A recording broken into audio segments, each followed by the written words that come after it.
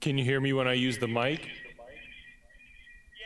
just the microphone, not go through the.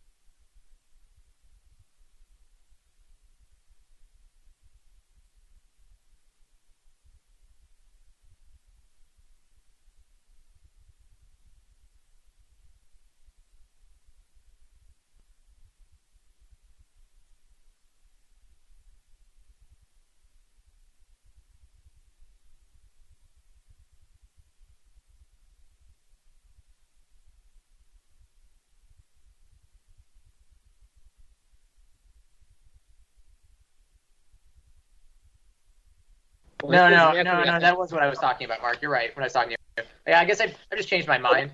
I guess is the answer. No problem. I was just confused. Well, make sure I knew what you're talking about. Yeah.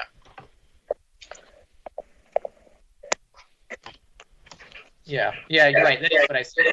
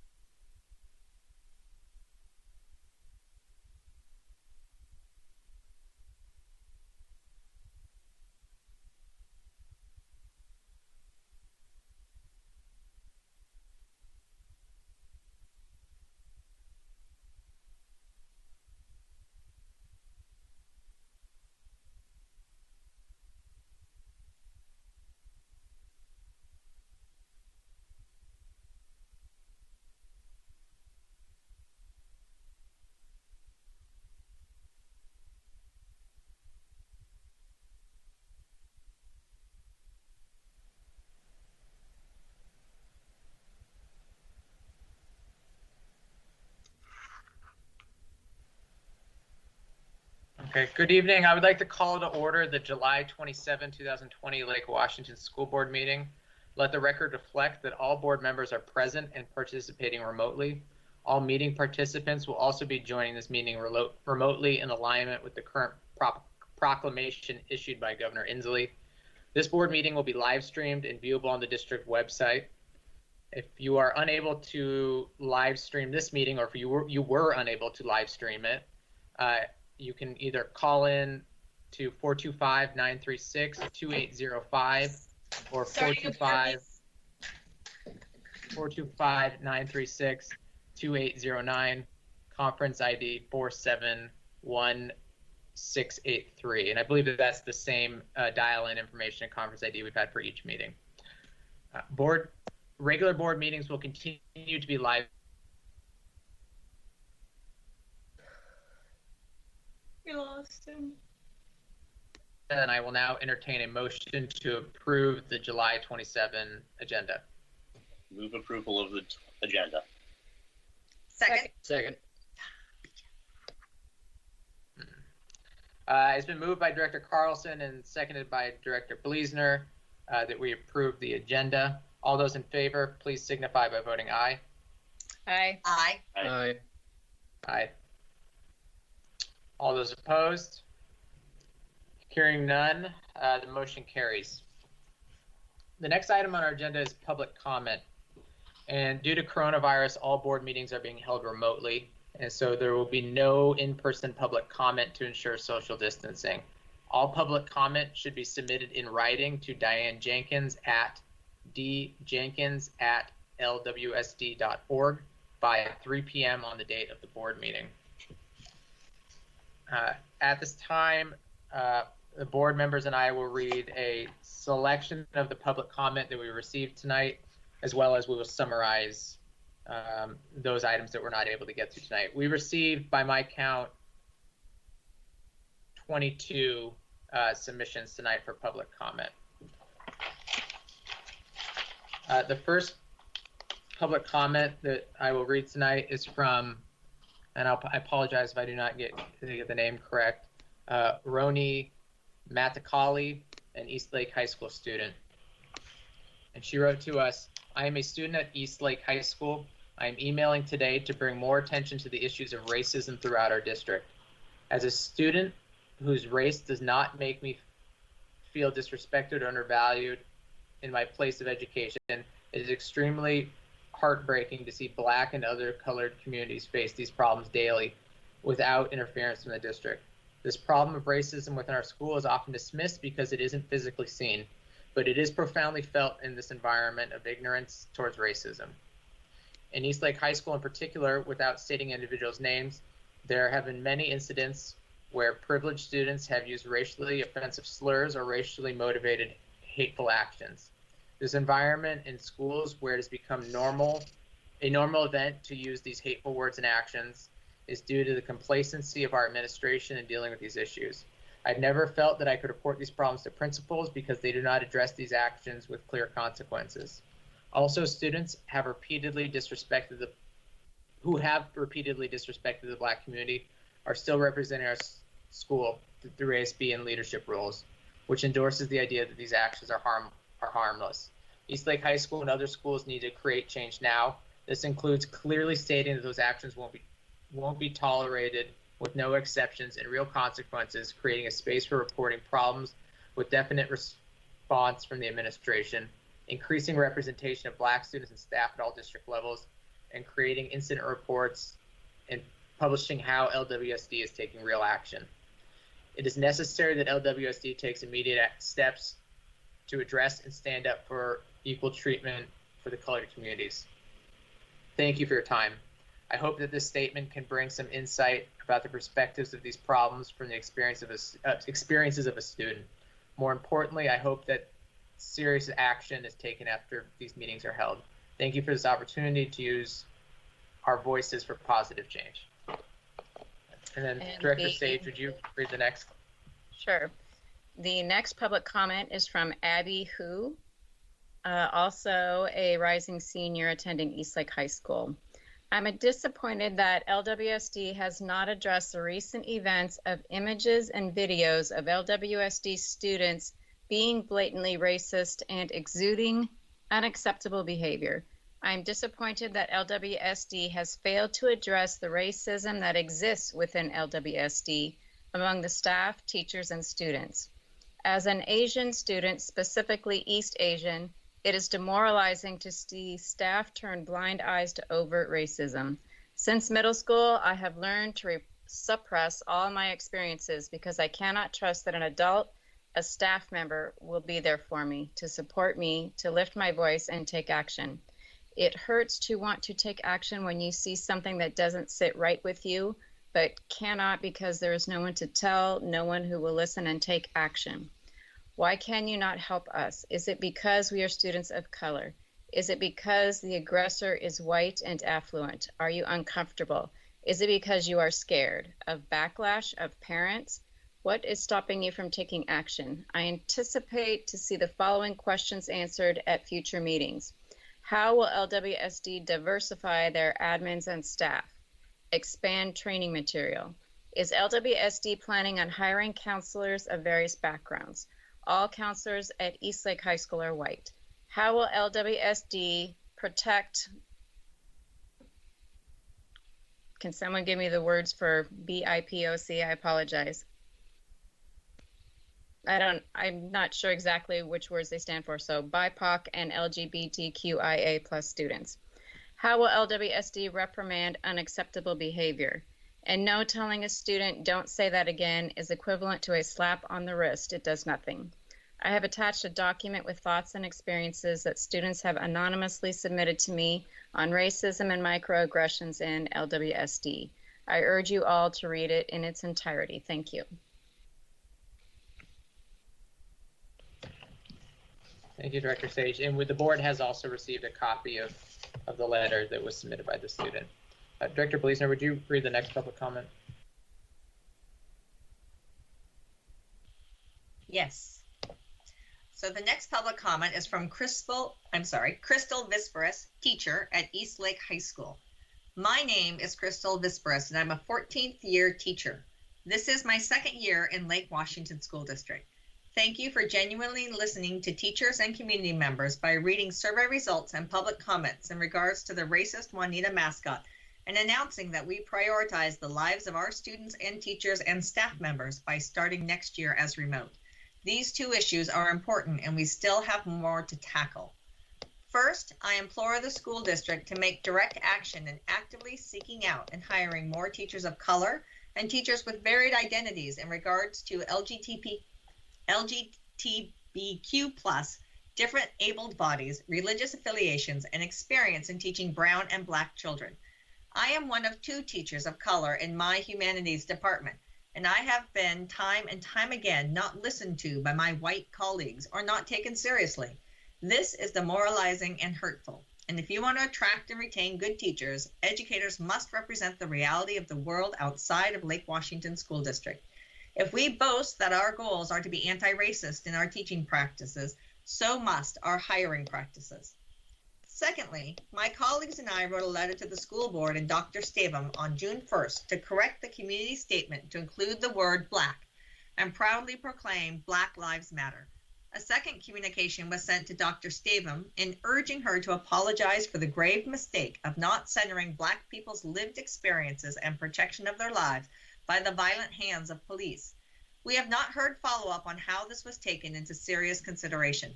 Dr. Holman, this is now on you. We have waited too long and we demand a response. The school board has not updated any resources since June 1st. This is a slap in the face to our Black students, teachers, and community members and cheapens the statement made months ago. We ask that you apologize for not including the word Black in the first statement to the community and consistently update the LWSD website and social media with your learnings on anti-bias and anti-racist school practices. Lastly, in the months of May and June, Gloria Henderson, your only Black administrator, emailed me several times, communicated with my colleagues, extended her support and advice, protested with other teachers in Redmond, and spent an hour and a half on a conference call with my students listening to their concerns and educating them on her experience as a Black educator. I absolutely commend Mrs. Henderson for all the effort and work she does behind the scenes of an all-white school board. I demand her salary is increased for the 2020-2021 school year. Thank you. We were just going to read 3, but we're within the time that we normally have for public comment. So we received one additional public comment on inclusion and equity from Sheila Hodgins. Would another board member be willing to read that aloud? If not, I'm able to do it. Who? Apologies, it's not right under the one that I was. Okay. So I've lost track of it. If you could read that, I'd appreciate That's okay. I will read it aloud. Sheila Hodgins?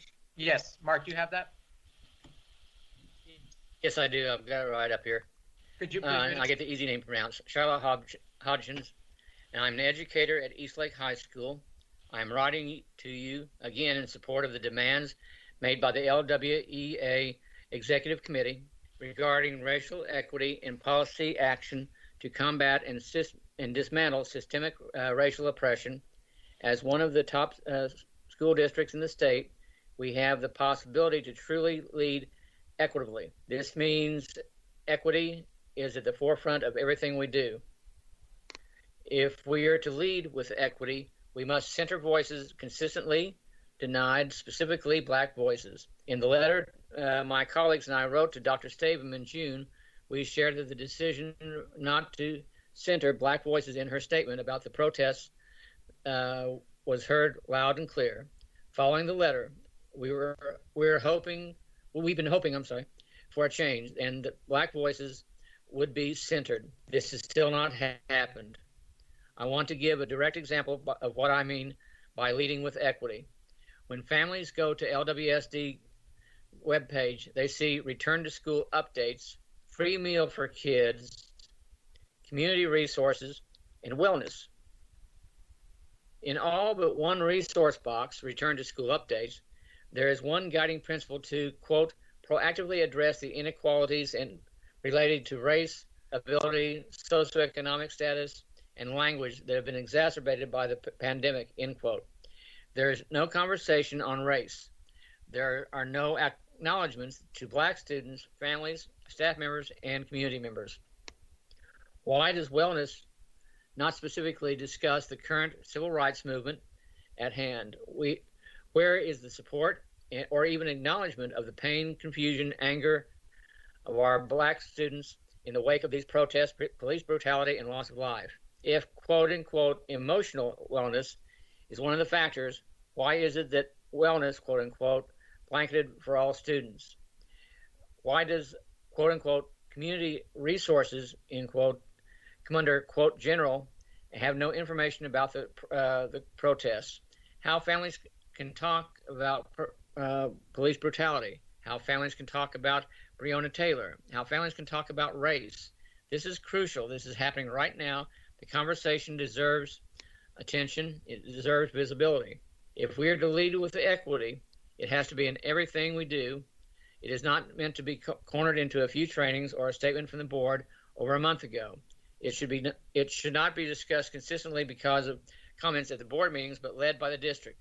This is just one example, but considering it is the first thing that families see, it is what we are choosing to present. Commitment to equity is in every single communication. It is always visible. It is a reminder that this is important. End of letter. Thank you, Director Stewart.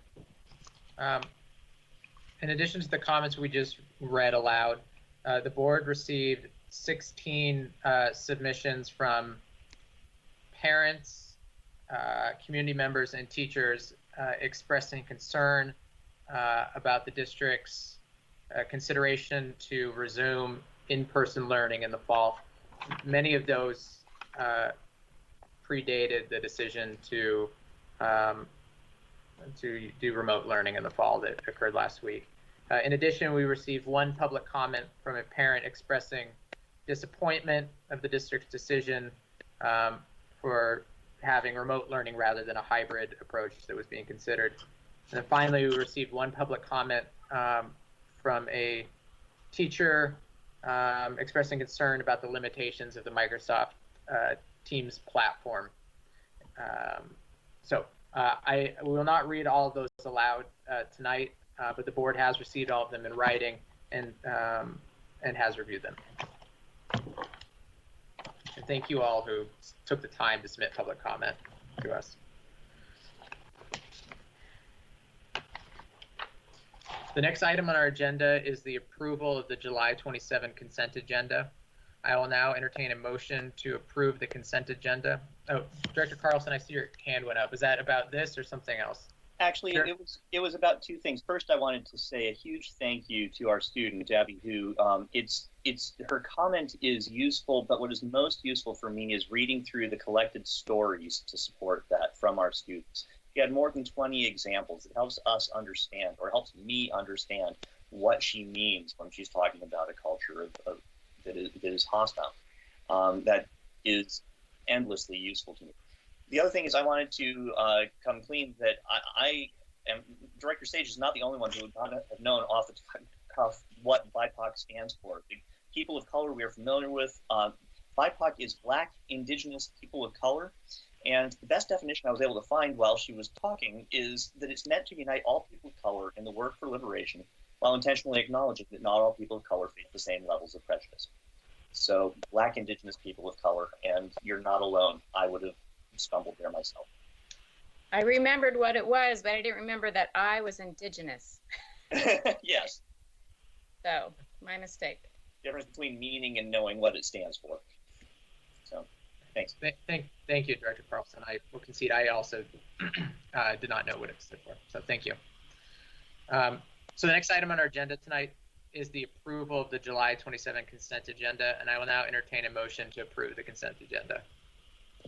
Move approval. Second. It has been moved by Director Carlson and seconded by Director Bleasner that we approve the consent agenda. Dr. Holman, will you please poll the board? Yes. Director Sage, Yes.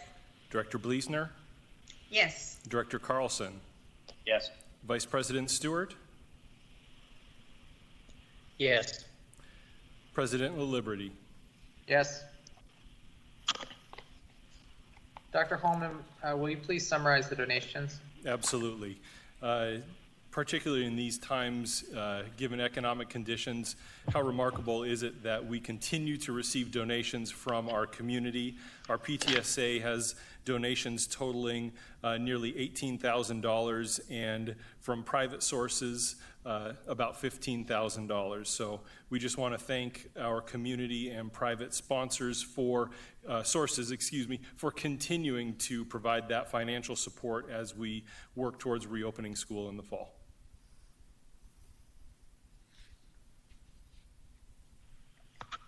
Thank you, Dr. Holman. The first item on the non-consent agenda is an update to the fall planning for the reopening of schools.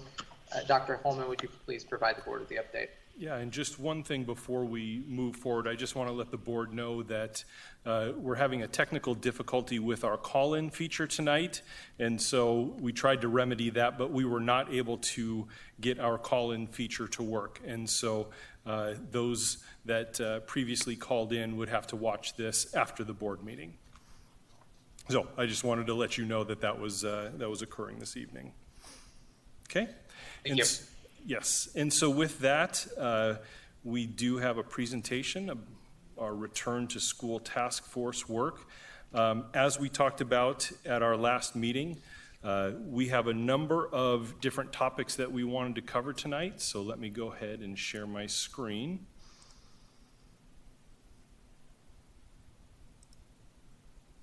And as the board knows, a lot has happened since our last presentation to you about our work, but that doesn't mean that our workload gets any lighter. A significant amount of work to prepare for the upcoming school year. I just want to provide a few introductory slides as we talk about this tonight. The topics we want to cover tonight, like we talked about at our last meeting: childcare, technology and information services, and then an update on mental health supports as well. I shared this with the community on Thursday night when we did announce that we would be moving to full remote. And this is just a statement that continually reminds us that our work about planning for the 2021 school year is all about planning so that students will have the ideal learning experience that they can given the conditions, and that we have to be prepared to be able to pivot, shift our plans depending on those conditions.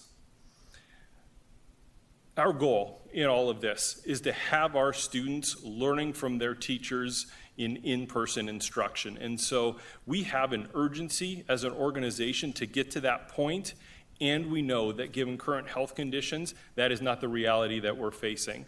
But it's an important reminder to the community that we don't go to remote learning because that's our first choice. Our first choice is to be with students in person, providing them with those experiences that we know are best in person, and we know given the current health conditions, that just isn't that's not available right now to be able to start the 2021 school year.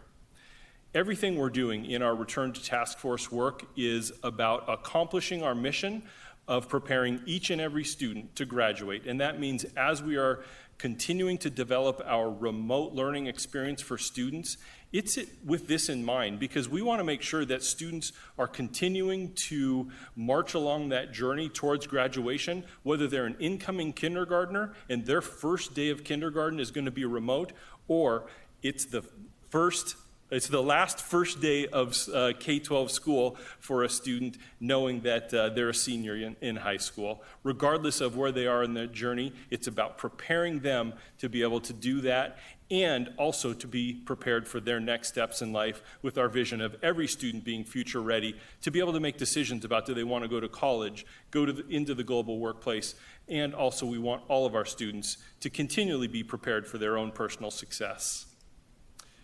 It's a good reminder to know that we do have guiding principles that are guiding all of the work that we are doing. I know you've seen these before. And we also have goals that help support each and every decision that we make. And it's critical that all of the teams that are working on this right now are focused on these guiding principles and these goals as they do their work. So our first update tonight is regarding childcare. You heard me Thursday night talk about that's an area that we are going to work with community partners. So Associate Superintendent Barbara Posthumus is going to join us to give that update. As a reminder for the board, the connection to policy here for the board is really OE9, that communication and engagement with the community. And I think it really lands within 9.3 about developing connections and strategic partnerships throughout the larger community, focused on understanding and contributing to the district's efforts to help all students achieve defined district results. When you think about our focus on childcare, it's really about providing that right level of support so that students can have the care they need, but also a space for them to continue their learning. And with that, I'll invite Associate Superintendent Barbara Posthumus to join, and I will give her access to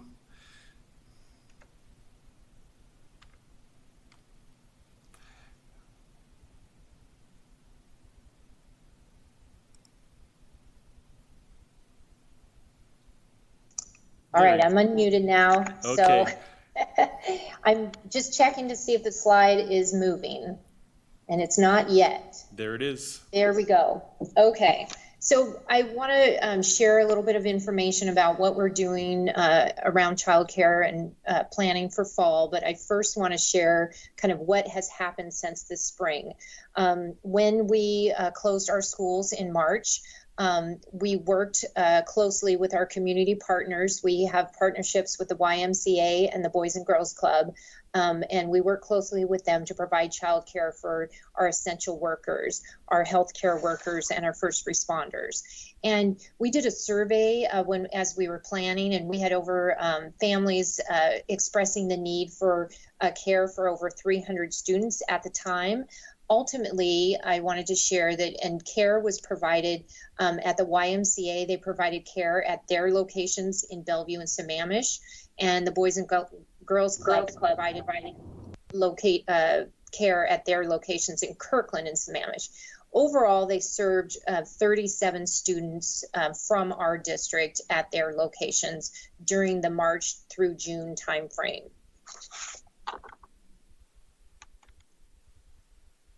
So the other thing then, as we moved into summertime, the stay-at-home order was lifted. We moved into summertime. They changed into a summer camp model, and the health department relaxed some of the, expanded the the number of students that could be served per staff member. And so they reached out to us and asked to expand into our district facilities for their summer camps, which of course we did. And so you can see from this list, they used 5 of our elementary school locations. They served over 170 students, and they made sure that they had small groups. You can see there was about no more than 45 students at each location, about 30 to 40 students. They spread them out over multiple spaces so that they had about a 1 to 10 ratio, or no more than 10 staff, including staff, in each area. They also made sure, the parent drop off and pickup happened outside, so parents were not allowed in the building, only the children. They did temperature checks, daily temperature checks of staff and students. They did regular cleanings, both the staff and then our custodians came in the evening and cleaned each morning and each evening. And then they kept students and the staff in the same cohort. So the same 9 students were within the same staff member every day, and they did not mix groups or things like that. So that's what's been happening this summer, and it's been going very well. So I just wanted to share our current model. During a typical school year, we have before and after school in each of our elementary school locations. We have 29 elementary schools. Our YMCA serves 12 schools. Our Boys and Girls Club serves about 4 locations, and then our internal district extended day program also serves 12 sites. And then at Juanita Elementary, our Juanita Schools Foundation provides care there. So in a typical school year, we're able to serve over 1,600 students during the year. So what we're doing for fall is that the YMCA and Boys and Girls Clubs right now are evaluating their models for fall. And what I mean by that is normally they charge a monthly fee for before and after school care. Well, they may need to look at their models, and it may need to be a weekly fee, something in less than a monthly time frame, just given the changing environment. They also are, following the Department of Health rules. The rules do allow up to 22 individuals per space. So you can have, that includes adults and students. So in our large spaces, you can actually divide that up to 2 groups. So you can have one set of 22 students on one side of the gym and 22 students on the other side of the gym. At this time, though, the YMCA and the Boys and Girls Club are sticking with kind of a 1-to-9, 1-to-12 student ratio. Our extended day program typically in a typical year has a 1-to-18 student ratio. Our district right now is conducting a survey of all our staff to gauge interest and need for childcare. And so right now the survey closes at the end of this week, but through the 25th, we received responses from over 1,700 staff, and at this time it's showing the need for care for approximately 230 elementary school children of our staff. So what we're doing, we are working with each of our community partners. They're right now evaluating our square footage in our gym and commons and other spaces to determine maximum capacity. At this time, their goal is about 60 to 80 students per site to maximize efficiencies. As I said, in the summertime, they're kind of in the 40 to 50 range. They're also working on their registration process and timeline. Our programs had already, right before the closure in March, they had already registered families for this fall. And so, and of course, when they registered that was a before and after school model. So because things have changed, they're going to have to go through a new registration process. So, and then as I mentioned, they're working on their program model and their fees. And then, so then the next slide, so we hope to get registration up on our website in early August, and begin the registration process with 4 to 6 sites per provider. So we'll make sure to have in each of our learning areas, we'll have available locations for childcare. And then as demand warrants, we'll expand to additional locations. So any questions? Director Sage, you want to go first? Sure. So what happens in the scenario of, okay, let's say K through 3 is on site at a school in childcare, but then we think we can reopen kindergarten because there's such low numbers. What happens in that scenario? So we will be adjusting. We will have to, flex and adjust as we bring more students back onto campus as we're able to, serve students. So we'll be looking at, we may have to move then to a before and after school care. We may have to move into different spaces and serve those families. So we'll be working on those scenarios. Different spaces being not on site at school for? No, we may, for example, the Commons is a space we don't normally do care during the day, but we may have to have students eat in their classrooms so that we can use the Commons for childcare. Would be an example of that. Mm-hmm. I guess the underlying point for me is to make certain that yes, we can provide childcare now, but the goal, like Dr. Holman had said, was in-person learning as soon as possible. Absolutely. Thank you. I think Director Stewart and then Director Bleasner. Barbara, this model that you got here, that basically enables you to, or enables us rather, to do in-person special needs classes? Yes, because we intend to use, again, the gym and commons and potentially the shared learning areas.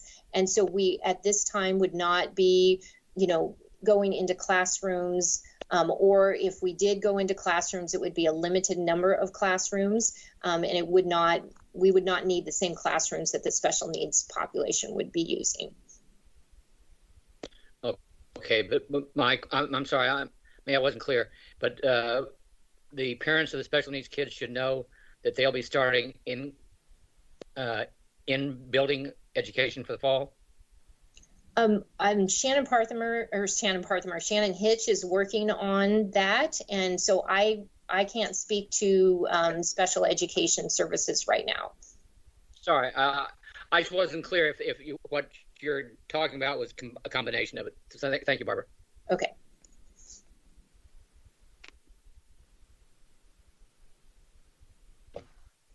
I think it's my turn. Thank you for your work on this. Not easy. You're welcome. So one of the questions as you think about childcare, there were sort of 3 things that I thought about. One was, are we communicating with businesses and speaking to them about potential of thinking of family-friendly policies? Are there things that they can do to help facilitate families who have kids to have more flexible schedules, to shift those things, to potentially be able to support from there and be able to hold that conversation? I don't think we can expect, I think we need to approach this from a community perspective. So I just think that's a piece we should be thinking about, of how can businesses also help support this component? As Director Sage mentioned, just in regards to as we move to different models through this, thinking completely about what happens with that and knowing what those steps are as you phase things in, I think will be really important. I will say I have concerns of putting 22 kids in a classroom. I understand that DOH has that guideline from a space piece, but I think the idea of cohorting made sense. The other question I would ask is, in those summer childcare programs that we had, did we have any cases known of COVID amongst staff or kids? So the YMCA and Boys and Girls Club during the during the May through June school closure has actually been doing phenomenally well. I don't have statistics of how many cases they've had. I believe we did, and I'd have to go back and look, I believe we did have one staff member case in the summer, and it was dealt with by the Department of Health in that all we did was quarantine that cohort of 9 students and staff member. The program was not closed. So it actually went very well when there was a case because they had kept everybody separate. So. And that's a great example just in that sense of that cohorting just limits contacts when that happens. Having the community transmission that we do, you can expect that to happen at some point. It won't be a surprise. And so knowing what our steps are, is beneficial. So highlighting that cohorting piece is vital to really make sure we are thinking about that at all times. Entrance across the board. Family-friendly practices and the play out with that. That's it. Go ahead. I want to comment just on your community. Yeah, this is a community, everybody needs to band together. I also want to make sure to let you know that we're also talking with the city of Kirkland and the city of Redmond to see what resources they can also provide as they're working on their community programs. Absolutely. And Sammamish centers would be an option that be considered. If they're not able to open those, we could access into those as well. Parks and Recs we used to partner with, that's always a component. So that's great. Thanks. Absolutely. Director Sage, did you have something else to add? No, I apparently just like my hand up. Okay, got it. I do not have any questions. Director Carlson, do you have any questions?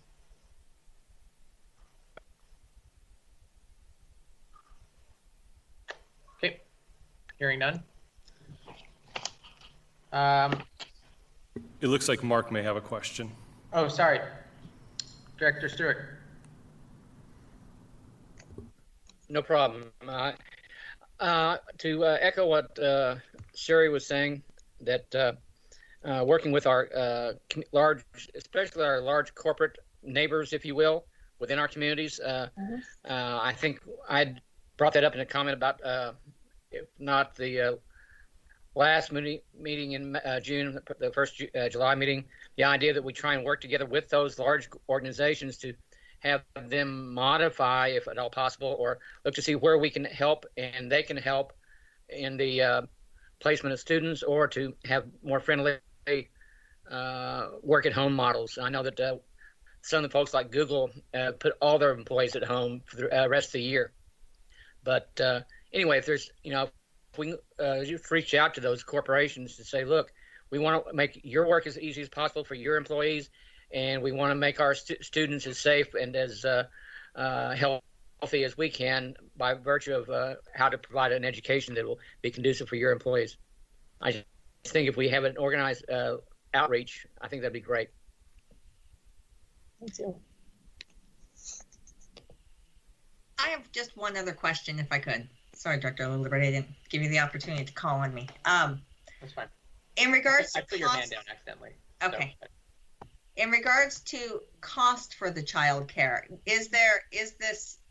are families expected to pay? Is there options of a sliding fee? Are there scholarships available to cover it? I'm just thinking that this is an additional expense that often schools, and knowing that we are dealing with an economic downturn in many ways for many families, how are we dealing with that component?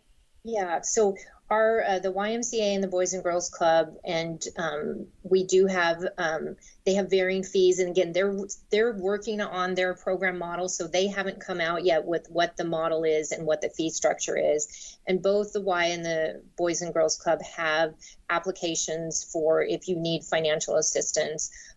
They have the opportunity for that, and so we'll continue to work with them on ensuring that that is communicated and available. Thank you. You're welcome.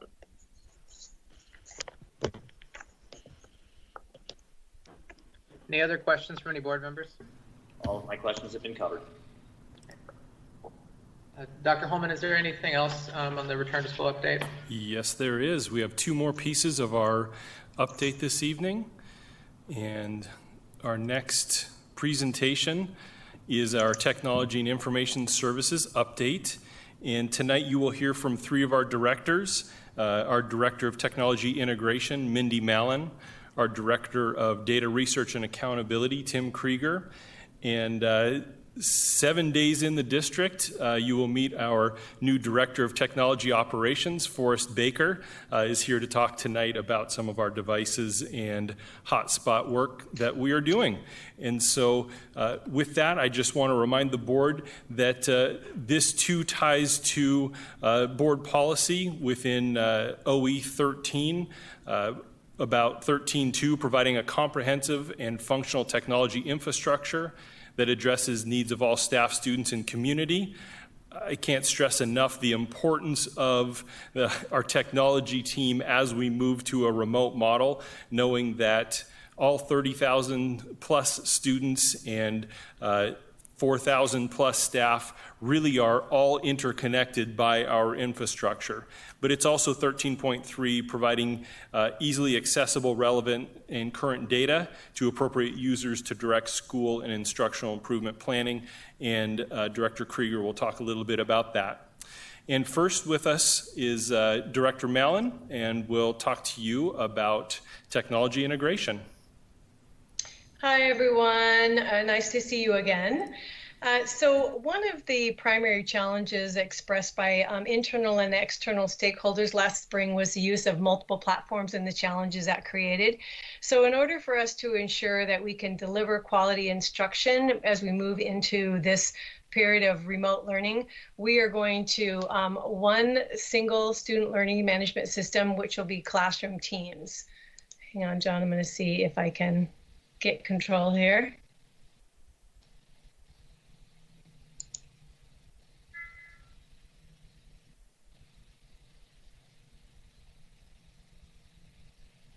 I'll let you click if it's not working.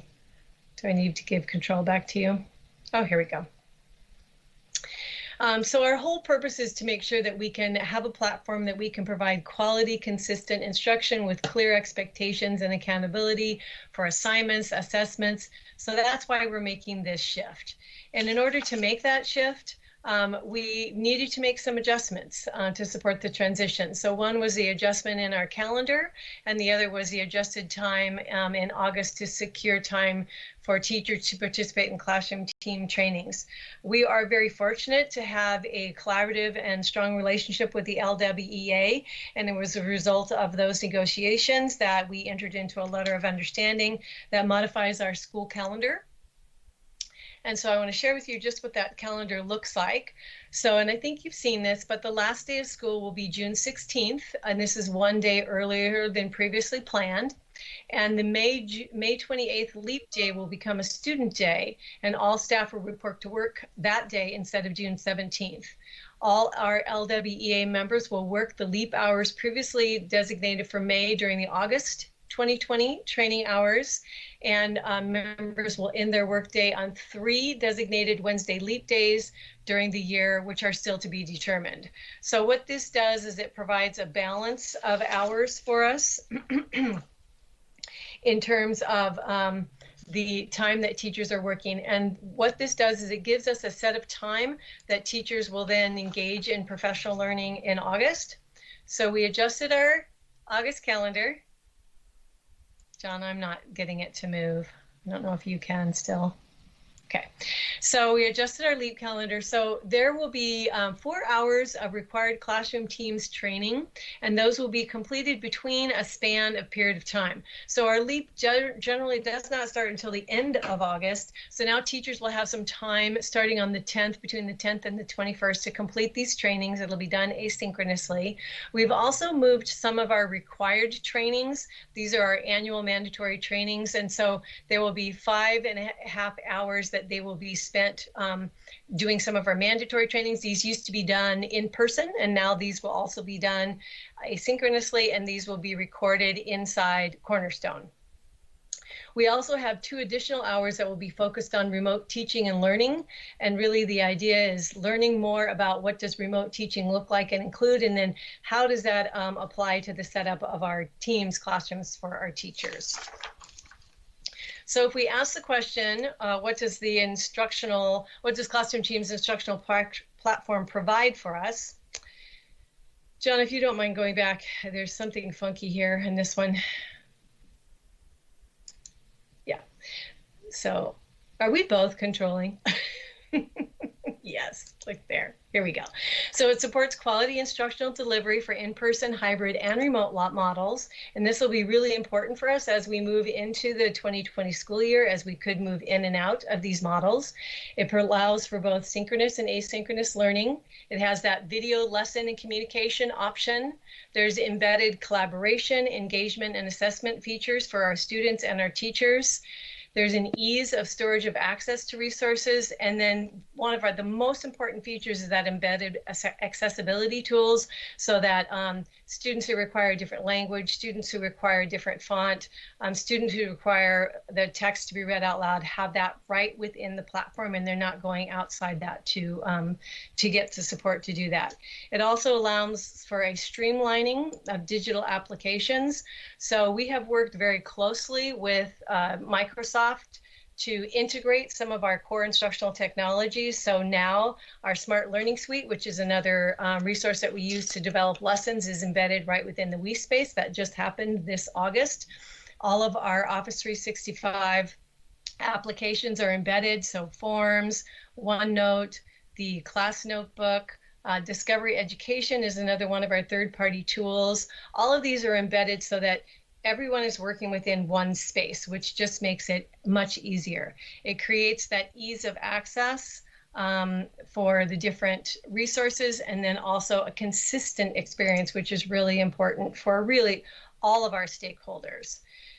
I mentioned that ease of transition between models. So no matter which environment we're working within, teachers continue their instructional practice and instructional delivery within the classroom team format or platform. It allows for consistent communication for students and families, and it's an improved strategy for engaging our parents and our students in learning, which we heard a lot about last year. So there's many different ways that we are going about supporting our staff. We talked a little bit about the August professional learning. We know that we are going to need to provide ongoing professional learning opportunities for our staff. This is just the beginning of our work together. And so let me see if I can go back. So we're jumping ahead.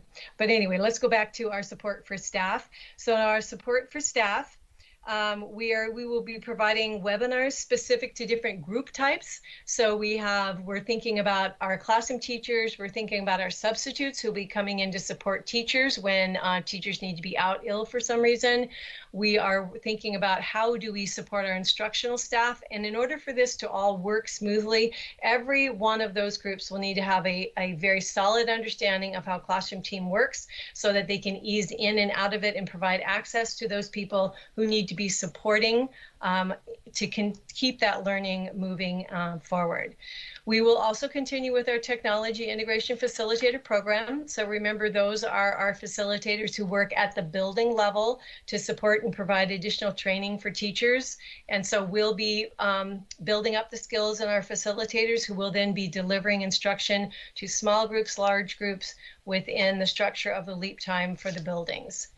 Probably one of our features that is most important or supports for staff is our Classroom Teams Handbook, and that calls out how are we going to make sure that we are being consistent as we move forward to support all the different stakeholders and make sure that all of our systems are aligning, so that we're all turning on Classroom Teams at the same time, that we are making sure that there is a posting for when assignments are there, that there's a landing page within our Classroom OneNotes, the embedded Classroom Team OneNotes, so that parents have an understanding. They know exactly where to go to find out information about their teacher and how the class is set up, as well as the learning plans or menus that the elementary and secondary teaching and learning task force has been working on. For our students, we are now going to be providing that centralized access to resources, so a standard format, those embedded accessibility tools again, consistent communication avenues. So again, we're trying to keep our students housed in their work within one place so that they're not having to go to a lot of different places. It will not capture all of this, but it's going to cover a great deal of that instructional work. The other thing about classroom teams and what it provides is a range of engagement options. So that means in a remote environment, we could engage visually, we could engage auditorily. A teacher, if they're giving feedback, could take a quick audio or video recording of themselves giving feedback. We know that the more often that we can show students the face of their teacher and engage with students in a more personal way, the better the learning environment will be and the more connection we'll have with our kids. And then lastly, of course, that our district is working to provide district laptops for each of our students so that this remote learning can continue. So in terms of supporting our guardians, it's very similar, standardized location of instructional resources, consistent communication strategy. Right now, we are working to fine-tune. There are different ways that parents have access to resources within class teams. One of the ways is that within the embedded class notebook in the content library, teachers provide a link, and it is a read-only link to parents. And what that does is it provides that glimpse into the classroom that PowerSchool Learning also provided. This is where a teacher stores their content. And then also we are looking at the Guardian Digest, and the Guardian Digest provides the opportunity for parents to be notified in one email of all the different student assignments and when those assignments are turned in. So we are working very closely with Data Research and Accountability, Tim, and Technology Operations with Forest team to make sure that we are looking at how Skyward and class teams integrates and make sure that we're not creating unforeseen struggles or challenges in the future. For our guardians, we are also in the process of developing tutorials and access documents. So we know that the video tutorials worked well for our parents last year in terms of helping them gain access to some of the digital resources. And so what we would like to be able to do is provide the tutorials in different languages. We would like to be able to give our parents a view into the classroom, so almost a walkthrough of what a classroom team site looks like, and then how do they access that content library? How does the assignment feature work if we are in fact able to launch that right away? And we're also thinking about providing webinars for families, so similar like we would do like a live meeting, that it gives us an opportunity to connect personally with our parents who may want a live walkthrough of the resource and how it is set up. We also know that Teaching and Learning is also working to provide some tutorials based on the level. So at the elementary level, they're working just to make sure that parents understand how the learning plans will be set up. Our professional learning plan. Are you able to make it shift, John? Okay, we'll jump here first. So I wanted to bring up a couple of things. One of the beauty of our relationship with Microsoft is that they have been a huge asset for us in just really supporting this work of moving into class teams in the spring and now as we move forward.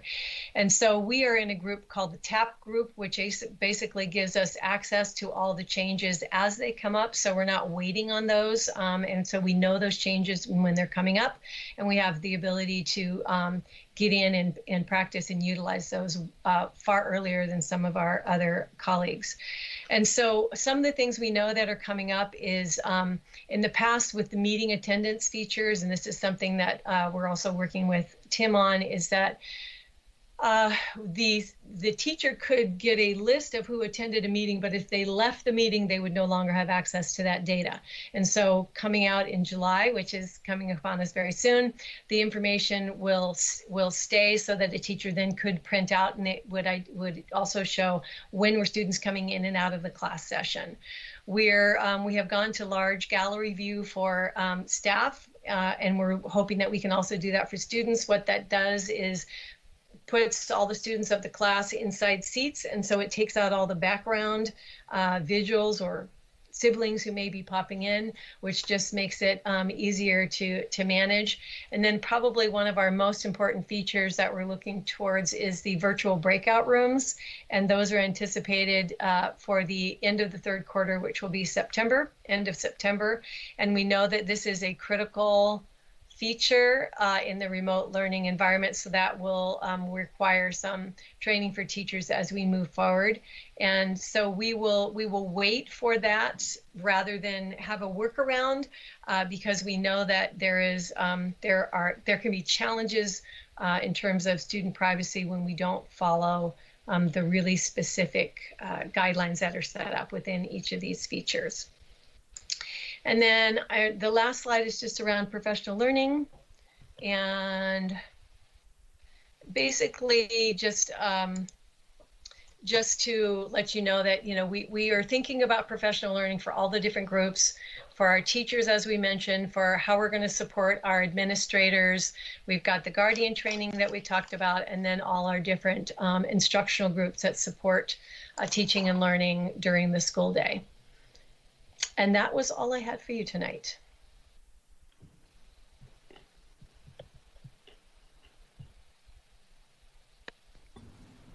Okay, thank you. I have a question. Does anyone else have any questions? Looks like Director Sage has their hand raised. Yeah, I see.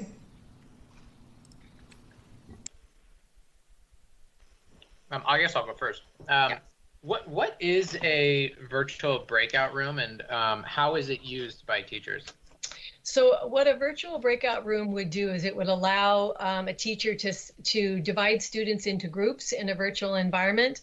And what it allows also is that they are a part of that meeting. So the challenge that we have right now is we have no way for a teacher to pop in and out easily to monitor these breakout groups per se. And so that becomes one of our responsibilities under student online protection laws, is that we cannot put kids into an environment where we're not moderating it. So it puts the teacher in control of the meetings and allows, she is in control, he is in control of start and end times, can keep track of what is being said in meetings. And so it's a really valuable way to actually keep our kids engaged.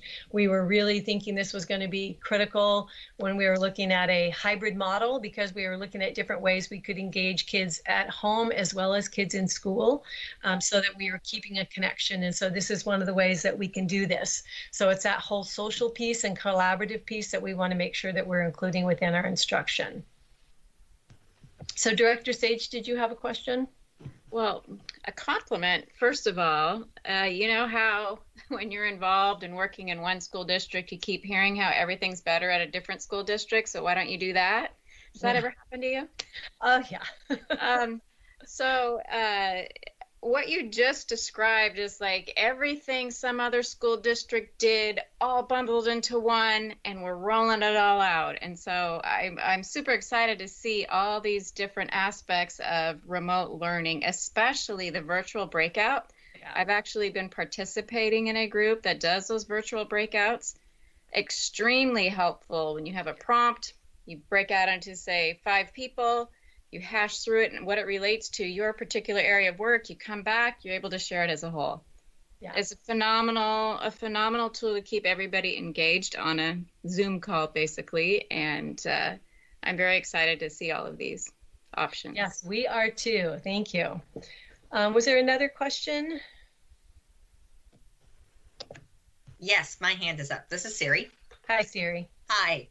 Thank you so much. I appreciate all the work that's going into this. A question I have, and it's somewhat about the virtual breakout rooms as well, recognizing the value behind it. I actually admit I'm a little concerned that we're not seeing it until the end of September potentially.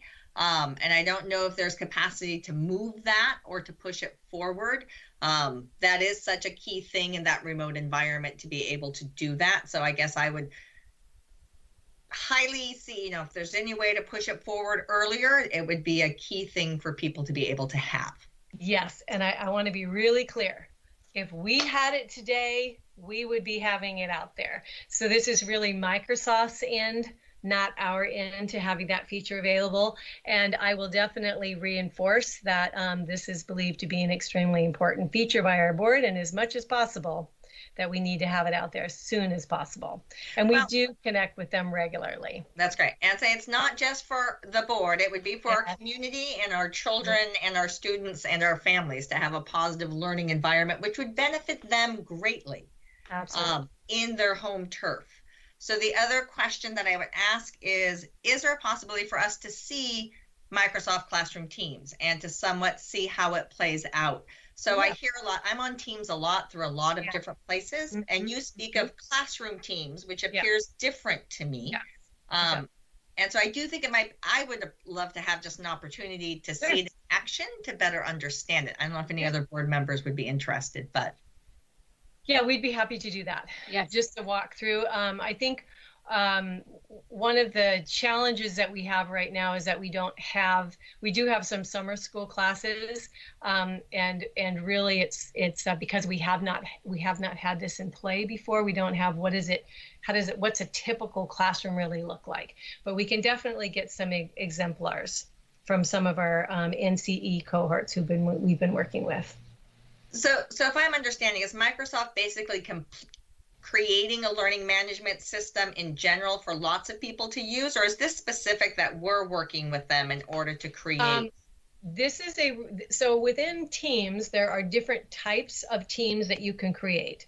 So you can create a staff team, you can create a class team, you can create what's called a PCC team, professional collaboration communication team, and so and then there's just a generic type of team. And so within those features, or within those types of teams, it allows for specific types of features. So for example, in the class team, it has an embedded class notebook. So it's built into the notebook. So a teacher doesn't have to go outside of Teams, they work within there. And so when a class is rostered for a teacher, then what that also provides is in a class notebook, every child has an individual section. So that individual section is automatically generated for the teacher. And so that means it's all housed in one place. So nobody can see that individual student section that is just for the student to see. And so that's where the teacher would engage with the student to potentially give feedback or to push assignments out to a student. It also has a files section, which are not in some of our other notebooks, which is a read-only file. And so that's where a teacher would put information for students to access that for just that reason. You don't want anything to happen to the document, the content that's being placed there. It also has the parent-guardian feature, which is where, and an assignment feature. So teachers post assignments within the classroom team site. That assignment then will be posted out in the post for that child. So the child will see all of their assignments on the left-hand side of a class team. They will also get it in the post section. And then the parent-guardian digest. The way that works is that as the assignments are posted, the parents get a weekly notification that an assignment has been posted, and they will also get a notification if the assignment has been turned in. So I just want to caution that this is something that we're working really closely with data research and accountability to make sure it's going to work the way we want it to. And we believe that it is a really good quality feature, and this is a way that we can get consistency. And so we're just working through all of those different aspects and how it connects with Skyward to make sure that it's going to work the way we want it to and be as beneficial as we want it to. So those are just a few of the features. In many ways, it works really similarly. I would say the other advantage to having the class team is that it has a built-in channel or place where videos are stored on stream for that class. And so students would only have access to that channel, and the only people who would be able to look at that particular video related to that class would be the student with their student login. So those are just a few of kind of the main features. Mindy, I want to jump in real quick and to answer Siri's question. That's a great description of the features, and this is a tool that Microsoft is building out right now as a learning management system. And so it isn't being designed specifically for us. but it is part of our Office 365 suite that we have as a district. And with that will come other challenges. So recognize, though, it's important to be able to put that out. So even because there's some flexibility that will come with that, there's some bugs, there's some things out of our control. And so that's a choice that's made when you're choosing a learning management system in the process of being developed. So Right. just sort of for full transparency on things like that, having been involved with some of those. Cassandra, did you have another question? I did, really quickly, the webinars for parents, and I know this becomes a communication issue.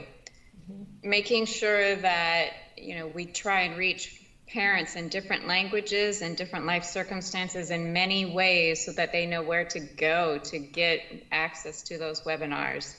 And I think I may have mentioned the WhatsApp a couple meetings ago. Other districts are exploring that because apparently it's more commonly used around the world than it is in the US, but people who live here use it to talk to their home country. So not sure if that would help if we were able to access a platform like that. But this is a great start to remote learning. Thank you. Yeah, thank you. Thank you, Mindy. And with that, we'll transition to Director Krieger.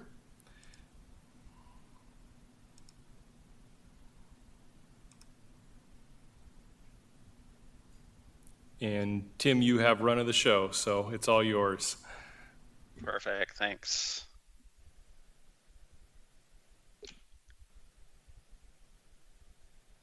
I'm just looking for the arrows.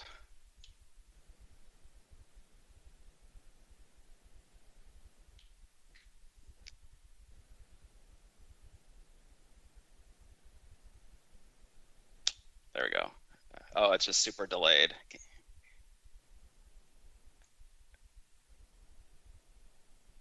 Okay. Good afternoon.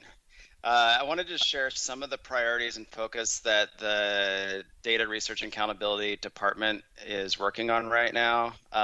First, we've had a priority of summer data collection and analysis with a goal to provide accurate and understandable data to the departments as quick as possible. So I'm just sharing 4 examples of some data we've been collecting. We had the parent return to school survey, we had our staff return to school survey, we had the fully remote enrollment process, and then the staff intent to return to work. And as a department, what we're doing is we're trying to gather that data and turn around in real time back to our decision makers to help them understand what is the state of the state and be able to make decisions based on that data.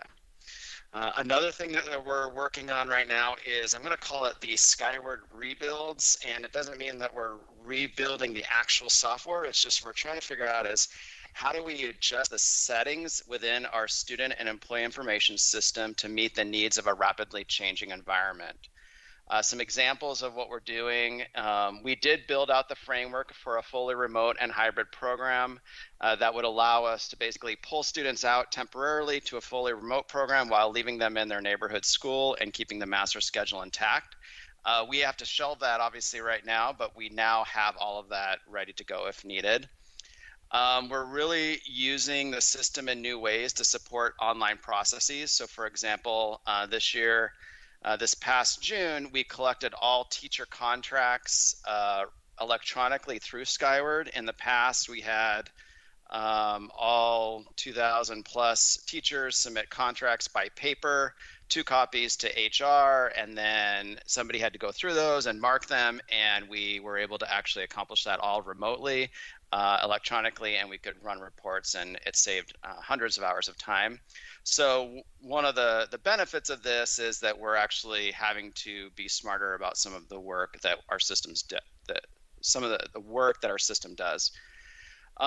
We are now trying to figure out how to take attendance in a both a legal and efficient way in a fully remote system. So what does that actually mean?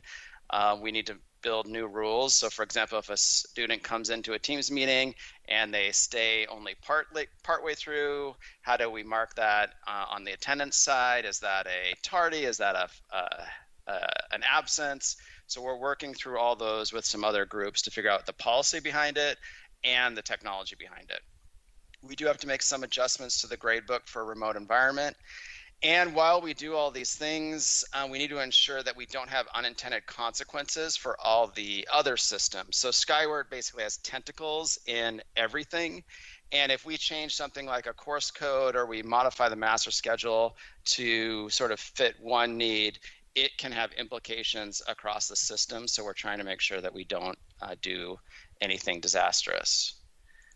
A couple other pieces that we're working on is we're developing some new key metrics for evaluating our 2020-21 remote learning. I want to remind you that we had that board dashboard view last spring where we provided the weekly update on online activity, connectedness, meals served. Our intent is to do something very similar this year. But the metrics are going to be very different because we're going to be in a different environment. So some will be similar. Well, there'll probably be some kind of attendance like one. But some of the other metrics will be improved because we'll have more data. So our plan is to be rolling that out. And then lastly, we need to adjust our school and student data displays for our principals. Typically in August, we provide principals with data sets and visualizations for their incoming students. That includes data from the previous year, grade data, state assessments, attendance, discipline. A lot of that data is no longer there. And so we have new types of data like the spring online activity. So we're having to adjust our visualizations for principals to accommodate sort of this new type of data that's coming from the spring, and then some new data that we're going to be getting, whatever attendance system we develop, and then some new assessments we have, the FastBridge assessments will be incorporated into those visuals. So those are our 4 priorities that we're working on right now.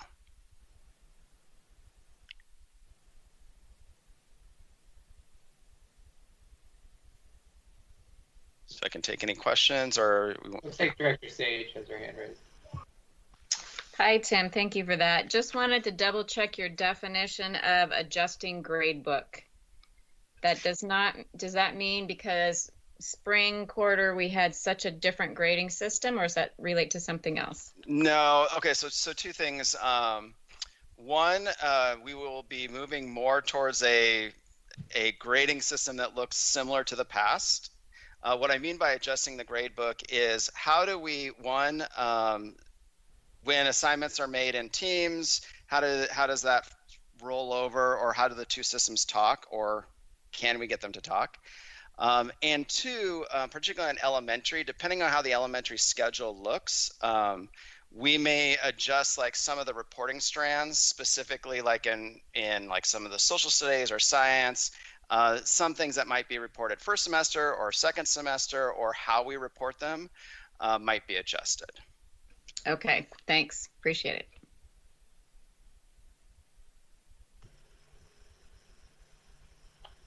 I'm good. Anyone else have any questions? Okay, thanks, Okay, Tim. thank you. Yep.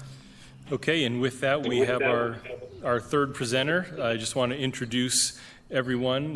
This is Forrest Baker, our new Director of Technology Operations, and he's here to share a little bit about some of our device information and an update on hotspots.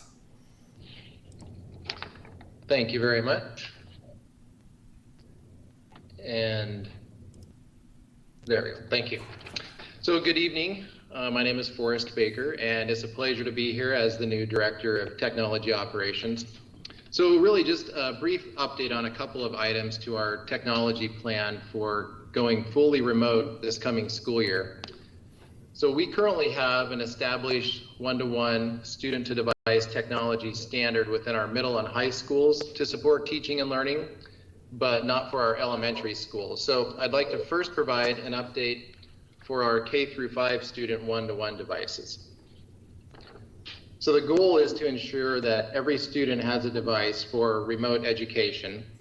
And in order to adapt and respond to this need over the summer, we have purchased an additional 2,000 Surface Go's and are also repurposing 5,300 laptops that are being turned in or returned from our 8th graders and seniors in order to meet this new one-to-one standard for our elementary students. And this will, additional devices will provide us with the approximate 16,200 devices that we'll need for elementary students. There will be a delay in the rollout of our new devices, however. Given the current supply chain challenges, we will not be receiving some new devices until late September, but the vast majority of our elementary grade levels will be ready to start with devices. And then in addition, an update on mobile hotspots. So the goal here is, of the district, is that all students have internet access available to them at home in order to provide the essential connectivity for staying engaged academically and socially. And based on what we learned from last spring and the data we've collected in our parent survey, the number of hotspot devices we currently have will adequately cover the reported need in our community. So that concludes the technology operations update this evening. Thank you very much. Director Carlson, you want to go first? Well, I thank you for the update there, and pleased to meet you. The delayed rollout, can you go into a little bit more detail on what's going on there? I appreciate that there might be some of the devices that are being repurposed that are coming out in late September, but that doesn't mean we have any kids who won't have access, right? So we are doing our darndest to get as many devices that are already available, coming back from summer school, coming back, well, we actually have a number in the warehouse that are also part of these repurposing devices, so we can be in that place to meet that 16,000 number.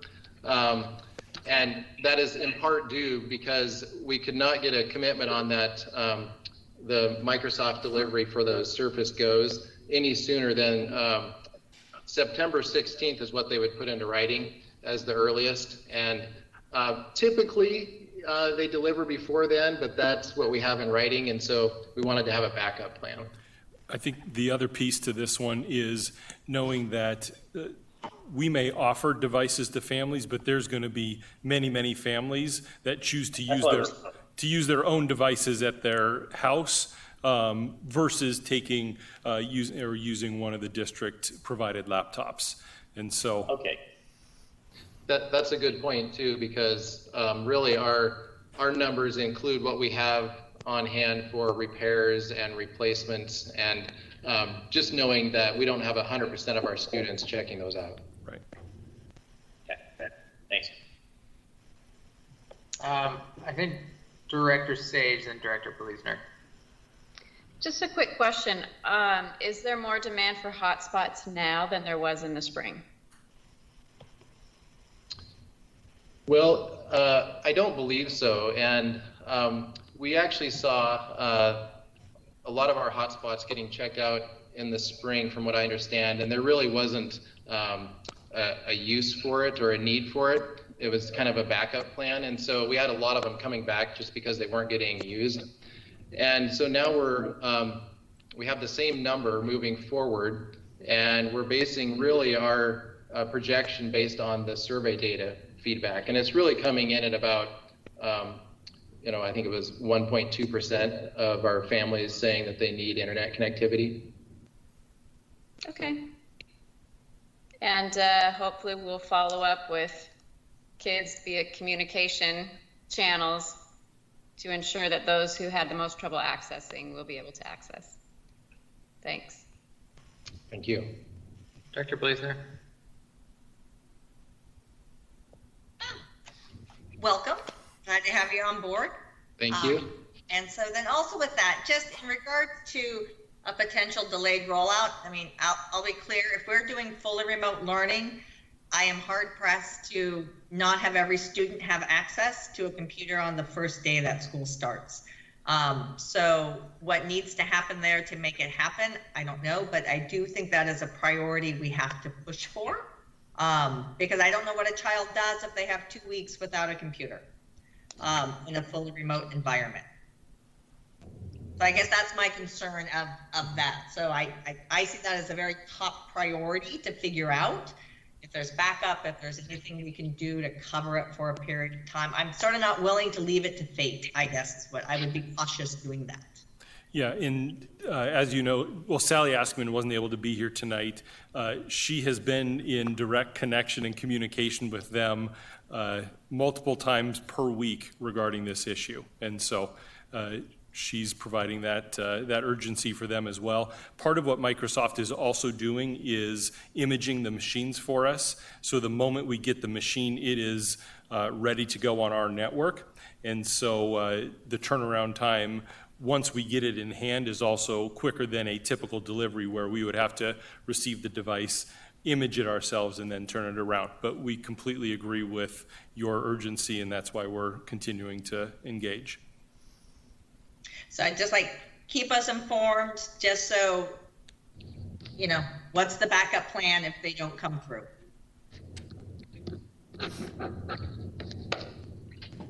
Director Stewart?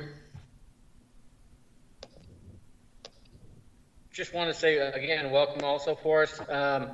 In your, as you look at all the operations that you're doing with getting the laptops back in hand, and also, to be quite frank, Price having to scrub some throughout the semester, you should be aware that a few years ago we had a trial project in which Sally Askman and I believe it was Shannon Bakken from Special Services had created a 12-step program to teach our special needs students how to scrub a computer. And it was so good that, to be quite frank, within an hour, the student that was trying it had down about 6 steps. So if you're in need of that, I think that can be dusted off the shelf, and we could have some really great experience for some of our special needs students. Oh, that's great. Yeah, thank you. Just want you to have that in your hip. Yeah, I appreciate that. Yeah. Thank you.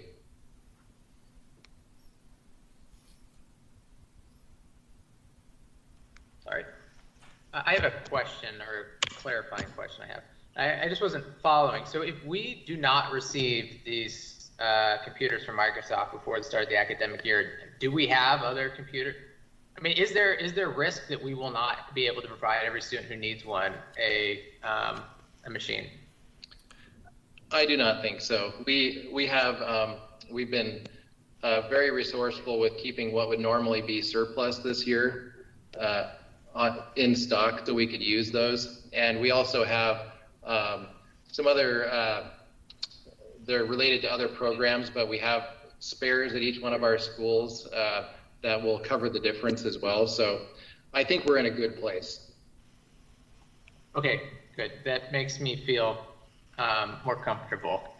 You know, it's you know, if we're going completely remote and we're saying that we want to provide equitable instruction, you know, a threshold requirement for that is that every student has access to the tools to learn. So I'm glad to hear that we've thought ahead and we're taking steps to make sure that's the case. Also, nice to meet you as well. Likewise. Thank you. Anyone else? Okay, great. Okay, and we have one more part of our return to school update, and Associate Superintendent Matt Gillingham will join us.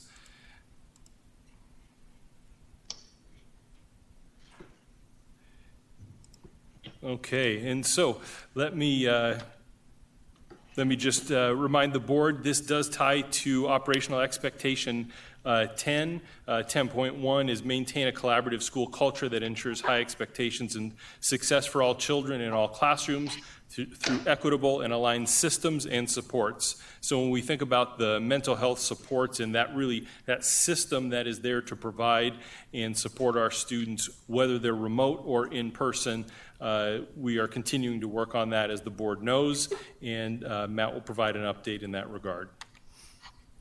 All right. Thank you very much. Happy to share some updates in terms of where we're at in transitioning our behavioral health supports for students. And as Dr. Holman mentioned, This really, our behavioral health supports are part of a larger system of supports and thinking about the well-being of our students. In fact, we were talking within our division today about all of the protective and proactive aspects of student life that help support students, and a lot of those things are, in a remote environment, are much more challenging. And so we're continuing to look at how do we create opportunities for students, student engagement and activities and affinity groups and socialization and things that support student well-being in general. We're also working with the school leaders around thinking about how do we adapt social emotional learning as part of kind of a foundational work school-wide at each level. So there's work that's going on thinking about that system supports at kind of this universal level, but today I'm going to talk more about kind of the intervention level. And you'll see I'm going to just highlight some things at each level of schooling and some of the in-person supports that we've had in place and how we're looking at transitioning that to remote supports. And one of the things that we are talking about and looking at, as well as even if we're in a remote environment, we're working with our community partners to continue to look at how we might be able to provide some in-person supports during this time. And so as we continue to work on our abilities to slowly start to bring people back, because we know that that's just similar to teaching, providing in-person supports is one of the best ways for our students. And so, so we are going to be looking at how we can do that, even when we're fully remote. Being fully remote does create some challenges in terms of getting students access to care. We work at the high school level with Evergreen Health and Youth Eastside Services. And during this spring, when we were remote, we were able to work with them to make a switch to telehealth office hours and providing remote services. One of the things that our experience in the spring was our students didn't necessarily access those services at the same level that they would have in person. However, we did see a demand from parents and parent engagement in wanting to connect and get supports for their children. So at all levels, one of the things that we're going to be looking at doing in remote services is how do we work with our partners to create opportunities to connect with parents so that parents have the opportunity to also access some supports for themselves on behalf of their students. We're also going to be looking at how do we do some additional communication out within our community so that if we're not necessarily seeing students on a regular basis, that our students and parents know how to access care, whether that's the crisis text line, the National Suicide Prevention Hotline, Crisis Connections, so that they're not quite as reliant upon school-based staff, even though we're still going to be here for them. We have plans on a regular basis, so weekly or biweekly, to continue to have our counseling teams meet with our social workers around students of concern, so that we're helping to elevate and connect around that. And we're looking at how do we provide small group supports in a telehealth or remote environment. So.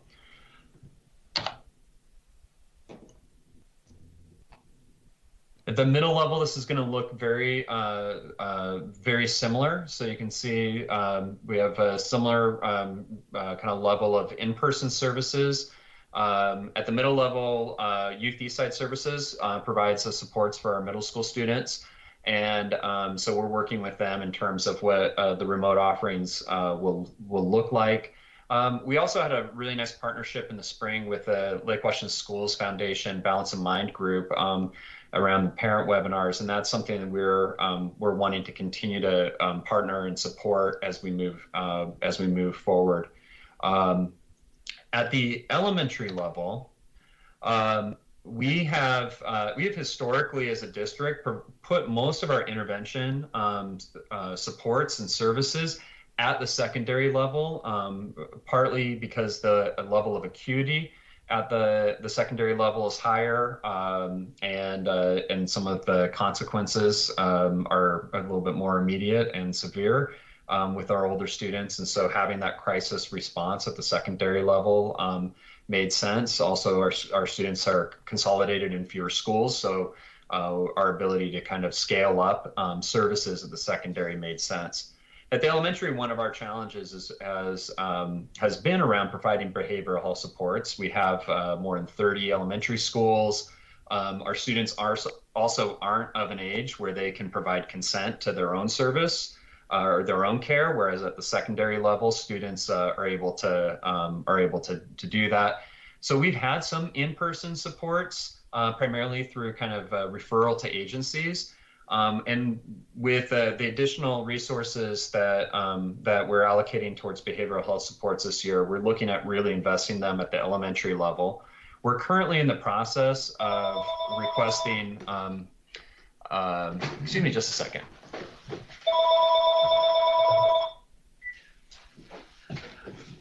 Dr. Holman's gonna laugh because I still have a home phone. We're in the process of requesting proposals from some of our partner agencies around providing remote services, primarily focused on supporting parents and their children. We're doing parent support groups. And Shoreline Podiatry Department. Calling Shoreline. And so we'll be able to have that model set up here in the next couple of weeks and be ready to go at the start of the school year. During normal business hours at 206-401. Failure to do so may result in a missed.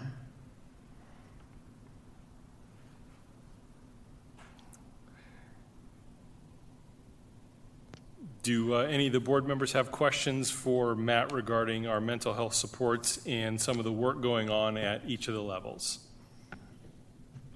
Director Stewart, you want to start? Sure. I really appreciate the idea that you're not only having the services out there for the students, but also for the parents.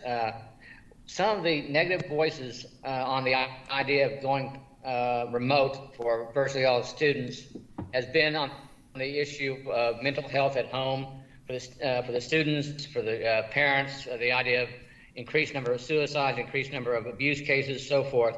I'm glad to see that we recognize that we need to help both sets, if you will. The other thing, Matt, I keep hearing people talk about the statistics for students and mental health or emotional health problems with the remote learning.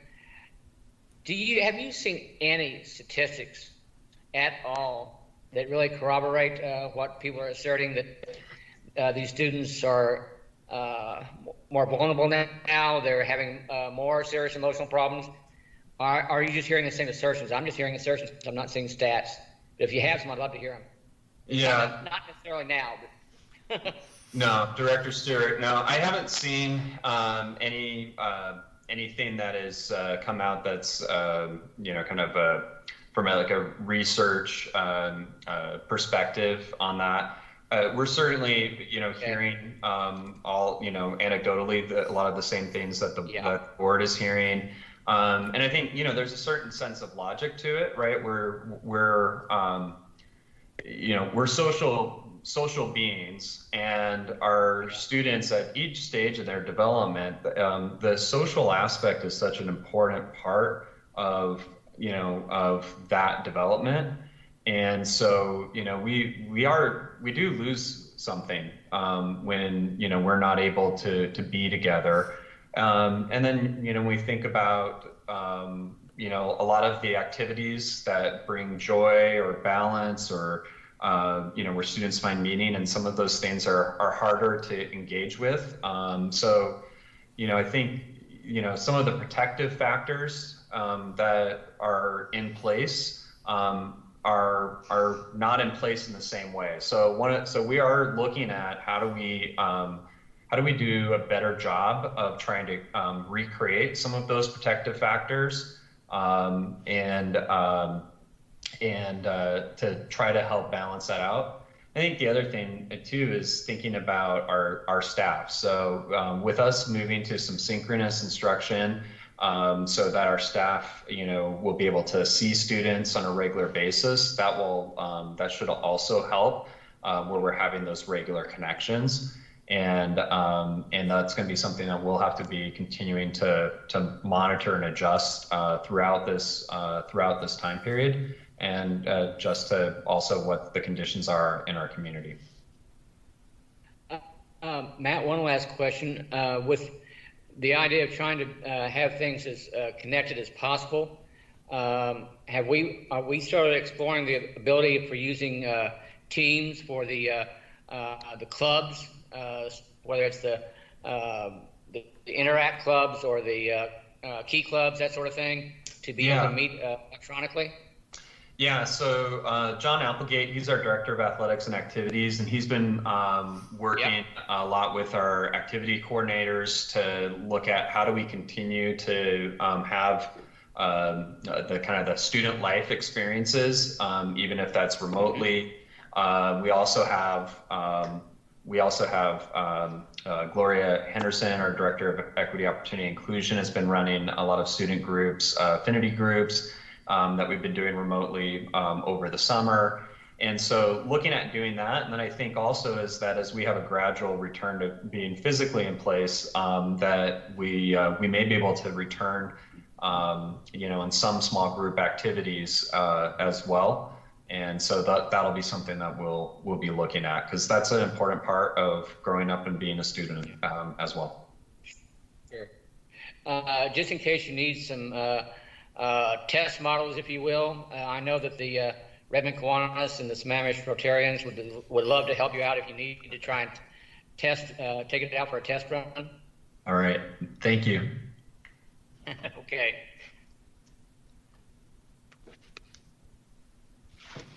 I think I'm next here, so I'm just going to jump in. Have we been speaking with the Schools Foundation over the summer to see if that partnership, they're interested in continuing that partnership on mental well-being, et cetera? Yeah, so Johnny Fu, who's our Director of Student Services, has been in regular consultation with the Balance of Mind group and looking at how we might be able to move forward. So we don't have anything definitive yet. I think what we did learn through the spring was that experience was something that was kind of steadily gained traction amongst parents. And so that's one of the reasons why we have really started to push with our community partners around focusing on parents, because what we were seeing is that students weren't necessarily accessing services, but there was definitely a demand from parents. So how do we connect and support them on behalf of their student? Right. I actually participated in a couple of the Balance in Mind offerings online, and it was really helpful as a parent. It was also helpful to hear other concerns that other parents have and their perspectives. So I think there's a lot to be gained in all ways. And then my other question is, it's great that we're going to be doing some synchronous so that teachers hopefully have an eye on at least a face of a student here and there. It wouldn't tell me, unfortunately there's bruising, there's all these other things that might be abuse that's happening. How would a student, say that's old enough to have a phone, how would they know who to reach out to if they were having trouble at home, if they were being abused at home? Do we have resources available? Yeah, our community has a couple of resources. So the Crisis Connections is one of them, and the Crisis Text Line is another one that for students are good accessible resources. The text line is something that's actually is really accessible for students. And those are organizations within our community that can then help connect people with the right type of care or supports, or if they're in the midst of a crisis, kind of keep them talking, keep them on the line. So, we're going to have to look at doing a lot of times we talk with students face to face about these things, and we're going to need to be doing some broader campaigns using our media platforms to be able to make sure that those resources are out in the community. Yeah, my concern is, A, I wouldn't want to cause a situation to be worse at home, but B, how do the students even know who to call if they need help, or, a number they could text, or, it's kind of a big gray area for students. And, I wish there was more that we could do to help in this area, and that information was more accessible to them without, say, a parent seeing that it's accessible and becoming upset and then worsening a situation at home. Yeah. It's a balance that I don't know how to keep. I'm counting on somebody smarter than me to do it. Yeah, and that's definitely, Director Fu and I today had that same conversation around, the use of like telehealth and accessing supports or universal screeners or anything like that, thinking through all of the ramifications and trying to anticipate the ways that things potentially could go wrong, because that's what we want to avoid and prevent against. So that said, we'll continue to provide resources and adjust those resources. Our community partners have been great about adapting as well, and making those things available for students as best we can. So are you saying that students currently already have access to some ways to get help? Yeah, well, we've actually, so at the secondary level, our partners started providing telehealth services this spring. And right. What will be the addition for us really going into this year is we'll be refining that at the secondary level, but is really the addition of supports at the elementary level, which is, is going to be more focused on the parents because given the developmental age of the students, and their students that age aren't able to access care individually. And I do realize we did telehealth, and I think it was a great thing to get going in the spring. I just don't know that a person who's in an abusive situation, a minor, would set up a telehealth appointment because it leaves a trail somewhere. It's on your computer, it's on your phone, and who pays for those things? The people in your house pay for those things. So, do you have any kind of an idea of when you might be discussing this topic again with Johnny and community partners? Well, he's working with those community partners on a daily basis. And that's one of the reasons too, as we develop our protocols to be able to return people into buildings, that we also want to have some in-person services. Now there's drawbacks to that because we would require a student to physically come to school. But that if we have some blended options for care and supports, then, we just want to create opportunities for students to be able to access care in the way that works for them. Okay, we would love to hear your updates as you go about. Thank you. You're welcome. I'm good. Anyone else?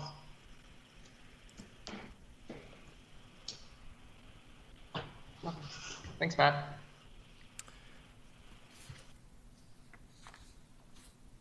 Dr. Holman, I believe that concludes the update. Is that correct? Yes, thank you. That does conclude our update for fall planning. And thank you for the team for putting that information together. And we'll continue to bring updates to the board throughout August as well. Okay, the last item on the non-consent agenda is an update on the City of Kerr.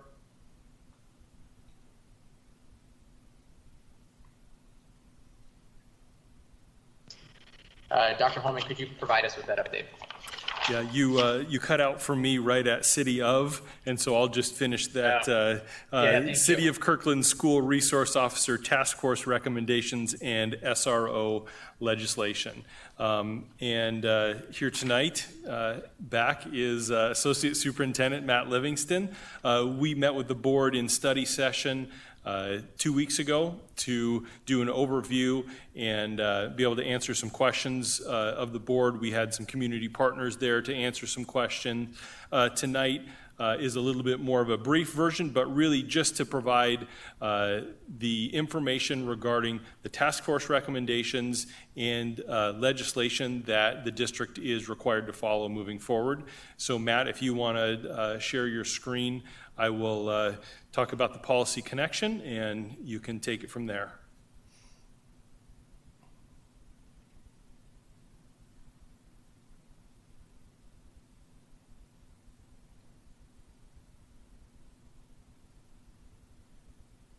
Great. And so when I think about the policy connection here, there's two kind of distinct places where I think this work really lines up with the board's policies, and that's operational expectation 9, communication and engagement with the community. 9.1 is assuring the timely flow of information, appropriate input, and strategic two-way communication between the district and its communities to build understanding and support the district efforts. When you think about the task force work, that was made up of a number of stakeholders in reviewing this program. And then 9.2 is about maintaining family engagement that recognize the developmental needs of our diverse students and ensure active participation of students and families. And then operational expectation 10 is about the learning environment and treatment of students. And so really this task force recommendations, this legislation is about ensuring that when an SRO program is in place, that it is in place in a manner that is conducive to students being successful. With that, I'll hand it over to Matt to present the recommendations and legislation.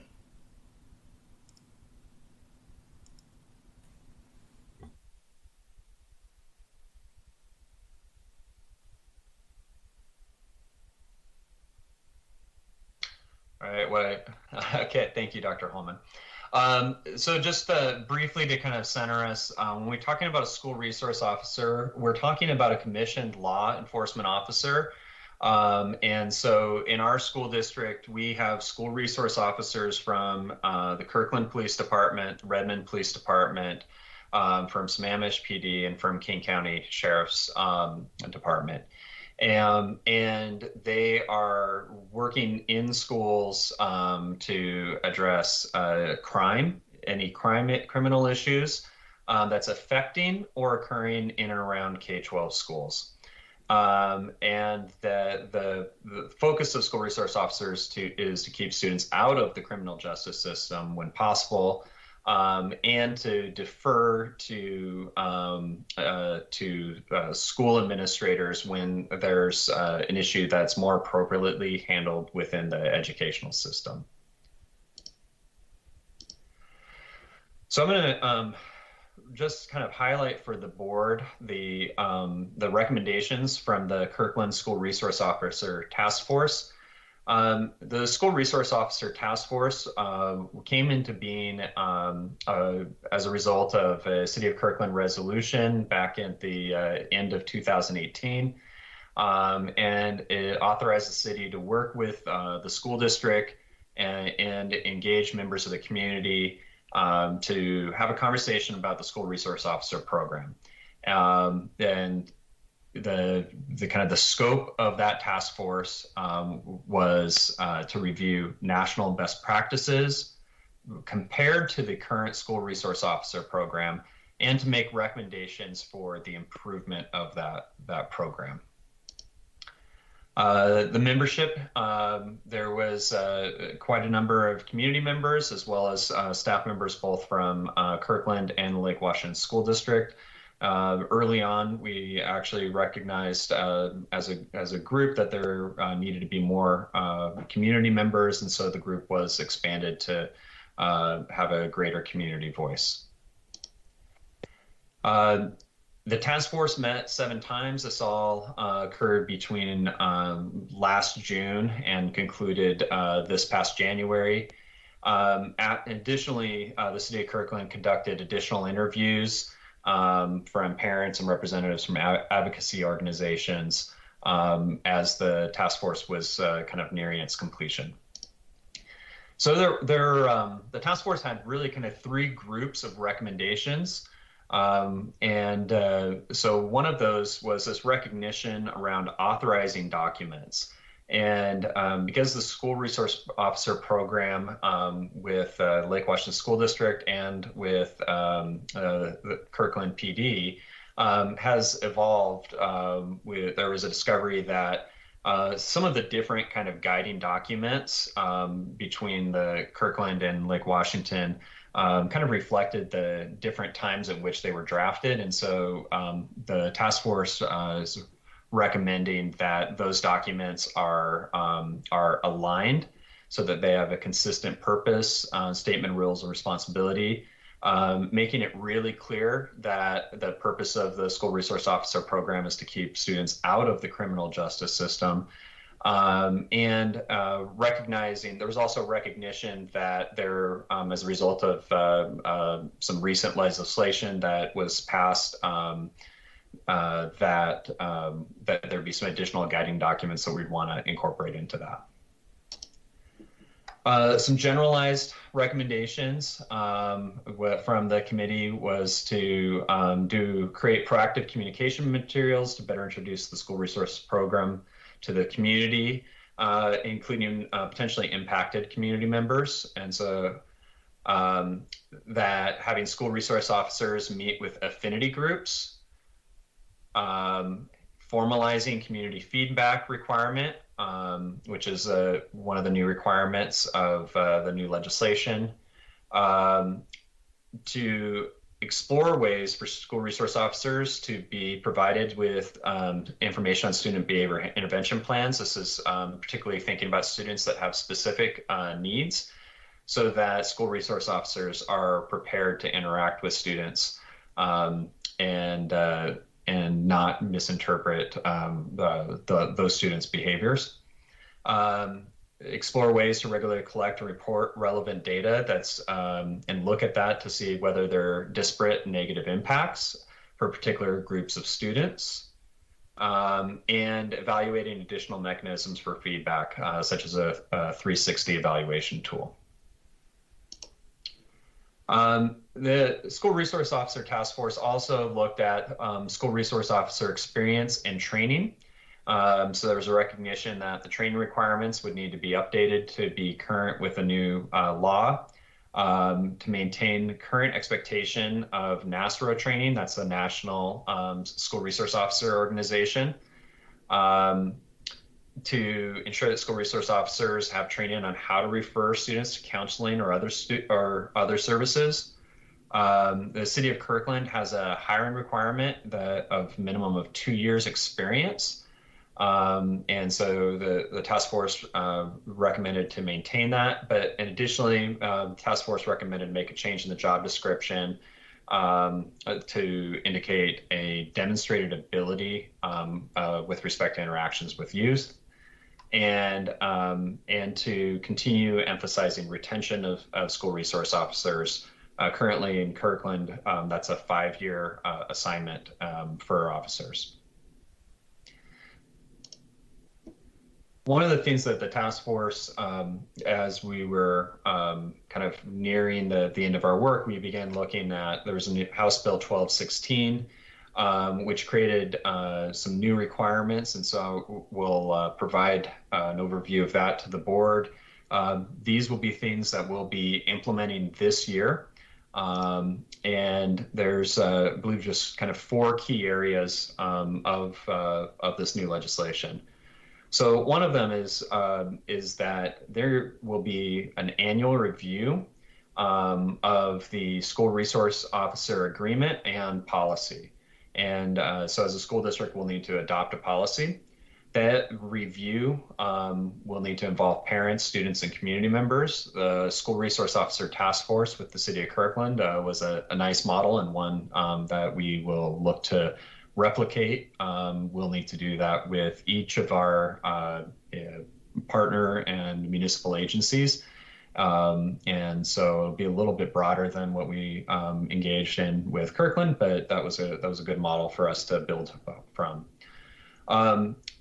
Having a clear statement regarding the duties and responsibilities, particularly around behavior and discipline. And so really having clear line that school resource officers are not to become involved in formal school discipline situations that are the responsibility of the school administrator.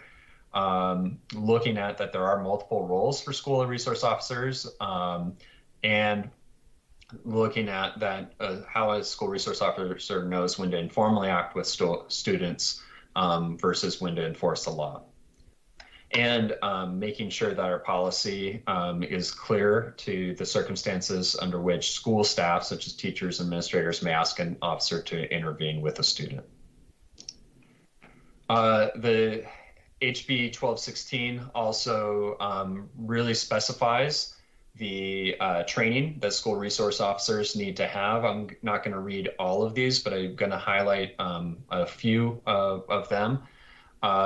The working with youth, both the youth, child and adolescent development, as well as trauma-informed approaches to working with youth, as well as recognizing and responding to youth mental health issues are called out as areas that require specific training.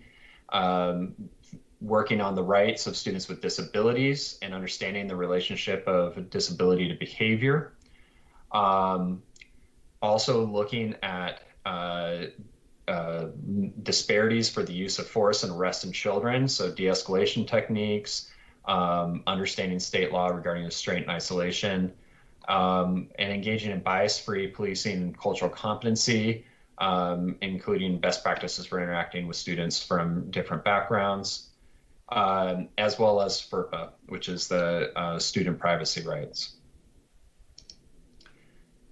Another key aspect of HB 1216 that I want to call out is that we as a district will need to annually collect data and report that data as far as the calls for law enforcement service and the outcome of each call, student arrest and referral, and we'll need to disaggregate those items by school, offense type, race, gender, age, and whether the student has an IEP or a 504 plan.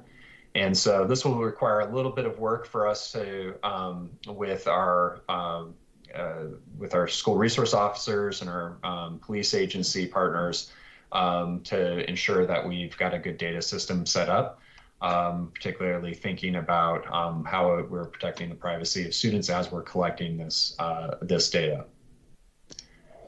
And finally, the HB 1216 calls for a process for families to file complaints, both with the school and the local law enforcement agency, and calling out a process for investigating and responding to those complaints.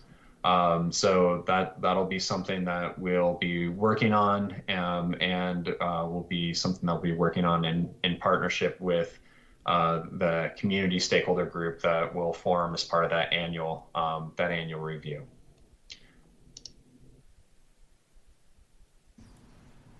So that's just a brief update on both the task force recommendations as well as HB 1216. I'm happy to take any questions from the board if there are any. Director Sage? Yes, thank you. Will it be a building principal's job to, walk through with staff when it is appropriate to ask an SRO for involvement or help? How will staff gain information on when and when not to involve an SRO? That's a great question. So we're actually moving to a system where we're using our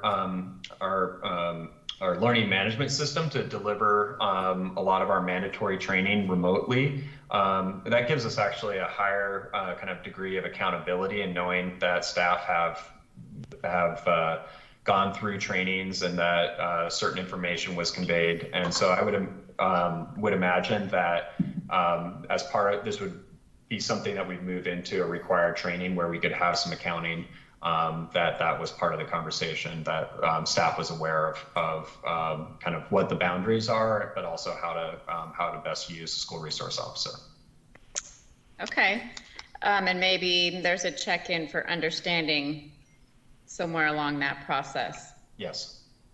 It occurs to me that it would be beneficial when we are gathering data, if we meaning the board or anybody in administration knew how often.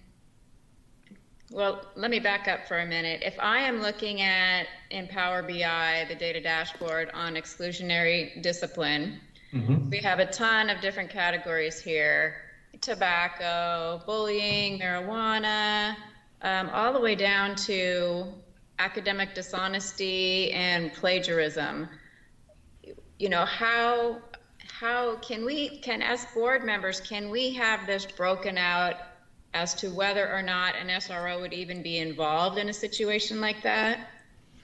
Yeah, well, so I can give you some parameters that I think we'll be working with as we add this to our data collection. I don't want to get too specific until we actually have it designed, but so there are a couple of places that we can look at whether a school resource officer should be engaged, as well as whether a school resource officer was engaged. I think those are two different questions. In the student rights and responsibilities, there's a discipline matrix. And that discipline matrix identifies for different incidents what are possible or allowable actions under that. So, for example, if a student's in possession of marijuana, that would be something in which the school administrator would actually make a police contact with the school resource officer, primarily to hand over the contraband, because we don't want our school administrators having items. No, we don't. So, but like for an academic dishonesty, and I really hope I'm right on this, but it should be, is there should not be like a referral to a school resource officer as a potential action as a result of that incident. That would be completely inappropriate. Within the matrix, we've differentiated on level of severity, because even those terms can be all-encompassing, and so there can be a big difference when we think about kind of the level of severity. But so that would be one place, and that's certainly as we continue to look at and revise kind of our discipline guidance and policies to look to see one question is, are the right items listed as potential referrals if we, at least in the more, kind of severe things, and are there things that really should never be that? And so making sure that policy is good is one thing. And then on the data piece, I think that the other question we're trying to get at is, to what extent do kind of school disciplinary actions lead to police contact, and looking at what those outcomes. So what is that connection between the two? And they have to make a report just talking to a student in the hallway, about anything they bring to them, do they have to make a report? No, I don't believe that that informal kind of, would be, I think where certainly what our interest would be is, do we have disproportionality in terms of our referrals? I would have an interest if we were saying here's our discipline, let's say it's within possession or, of marijuana. And if we have disproportionality in terms of the referral to a school resource officer from that would certainly be a cause for concern. That would be great information to have. I guess that's where I'm trying to break it down to is, we can, first of all, I should say we've had very positive experiences with SROs, in particular with my current 17-year-old in special education who is 6 feet tall and doesn't always follow directions. We've had very positive interactions. I just want to make sure that what I'm hearing is as we go forward, we can build these things into the program and what we base our contract on. Yes, yeah, exactly. I think that there's an alignment between the task force looking at best practices and saying if we're having school resource officers in our schools, how do we have some assurances that we're not further feeding into any disproportionality. And so I think as we're building out those data systems and looking at how we're capturing that, is trying to answer that question. It sounds like there's a lot at the state level that's even now governing everything. Mm-hmm. So it should be easier going forward to put into place the accountability pieces. Yes. Even more so than we already have. Okay, thank you. Director Stewart and Director Bleasner.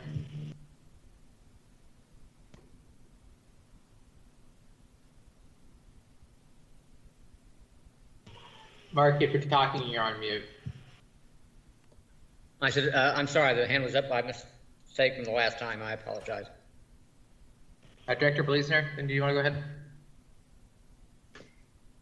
Yes, I can. So thank you. Thank you to the task force and all the work that went into that and the recommendations and looking at those alignments across the board. So one question I have is the implementation of these. I didn't see a timeline as to when that annual review would occur, when that information would start to occur. Yeah, so we are going to have some work to do to try to get all these, all the initial agreements. We're currently just trying to get them in alignment with the current law, and then we'll be building out the community team to be able to start reviewing it. Our data review, if we think about being on an annual cycle, would be something that we'd really be in best position to kind of analyze late summer, early fall on an annual basis, where we'd be able to look at what was from the previous year. So knowing where the conversation is right now and a lot of issues and concerns, rightfully so, and around the area of equity and what's occurring within the system, the potential of disproportionality. We've had school resource officers for years within our schools. So I'm assuming retrospectively, a lot of that data would exist as capacity. You'd have to find it and pull it and match it, absolutely. But I do think, so that's just something I would encourage actually to be looking at is what can we do with the data we already know? Because we do hear these concerns, and the part of the task force was created due to the fact that there are concerns about having school officers in our schools.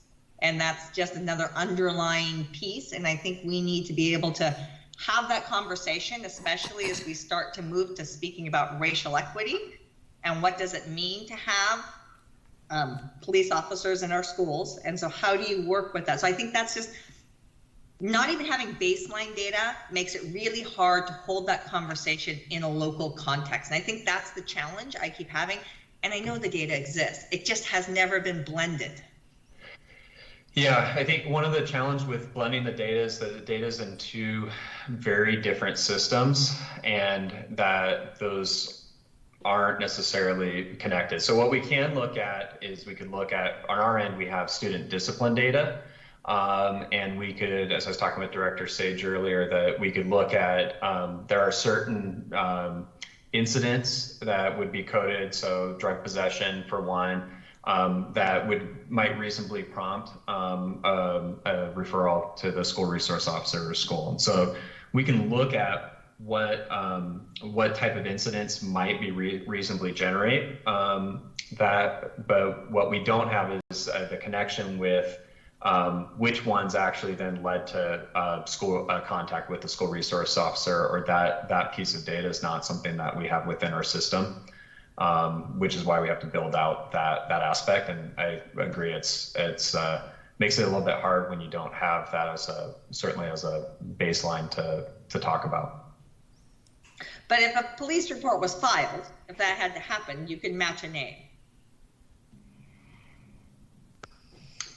Potentially, so then they'd have to be willing to release the police reports to us. So you have some privacy issues in managing back and forth. That gets a little bit challenging. So yep. I don't have a way forward through that right now, and actually trying to, where as we've talked about building out the system, one of the things that we've talked about is actually tracking the data in our system, so that having to retroactively go and try to find every police report involving a student and figuring out whether that was generated as a result of a school referral versus through some other means. Absolutely. The other piece, and so I appreciate the challenges and all, and that going forward, I just would hate to throw out our retrospective completely as well, because this has been an ongoing issue for years, honestly. So this is not new when it came forward. So the other component built here is we listened to the presentation 2 weeks ago and had the opportunity to speak to some task force members. One of the pieces was student voice, and where was student, so there's the piece of the data, but I'm still missing what's our students' perceptions within our schools of having school resource officers in that environment. And that to me would seem something that we could proceed forward on now as perception data, which is highly valuable, especially this task force did their recommendations prior to much of what occurred with the pandemic and the Black Lives Matter movement, as well as the other social racial justice components coming forward. I think there's a new context we have to think about, but I don't hear our students. Yes, and actually getting that getting that information would be easier than doing a retrospective and trying to dig through quantitative data. And it also would tell a better picture because a lot of those interactions aren't necessarily recorded in some way that you quantify. So that would be, I mean, as the board has talked about wanting to do an equity policy and really looking through these things and how do we look at our programs and policies with an equity lens and paying attention to these things, that's one of those pieces of data I feel like we're missing consistently across the board in a fashion that we can pull and therefore really inform what we do that provides our local context and our local students. So I guess I'd encourage whatever comes out of this. I didn't see that necessarily. And that's a piece a recommendation I'd like to see that goes forward sooner rather than later. Okay, agreed. Thanks, Matt. One question Siri asked was around timelines. What's the timeline of the House bill for implementation? Like, what's the required timeline? The time frame is that we need to implement this year. Okay. So all those pieces, the adoption of policy, alignment, establishing that community group, all of that work that I just spelled out, that's work that needs to be done this year. Great, thank you. Thank you. Director Sage, then Director Stewart, and then I have a question. I want to express strong support, as Director Bleasner pointed out, for student voice. I think that that is very relevant to moving forward. And if I understand it in talks that I've had at the city level, you can request even the data on maybe a report had to be written, but it did not get followed up any further. It didn't go into the criminal justice system. And I think without knowing the name of the person, we would still be able to get what the situation was, the demographics of the student and so on. And I think that's worth pursuing and looking into as we go forward. Okay, thank you.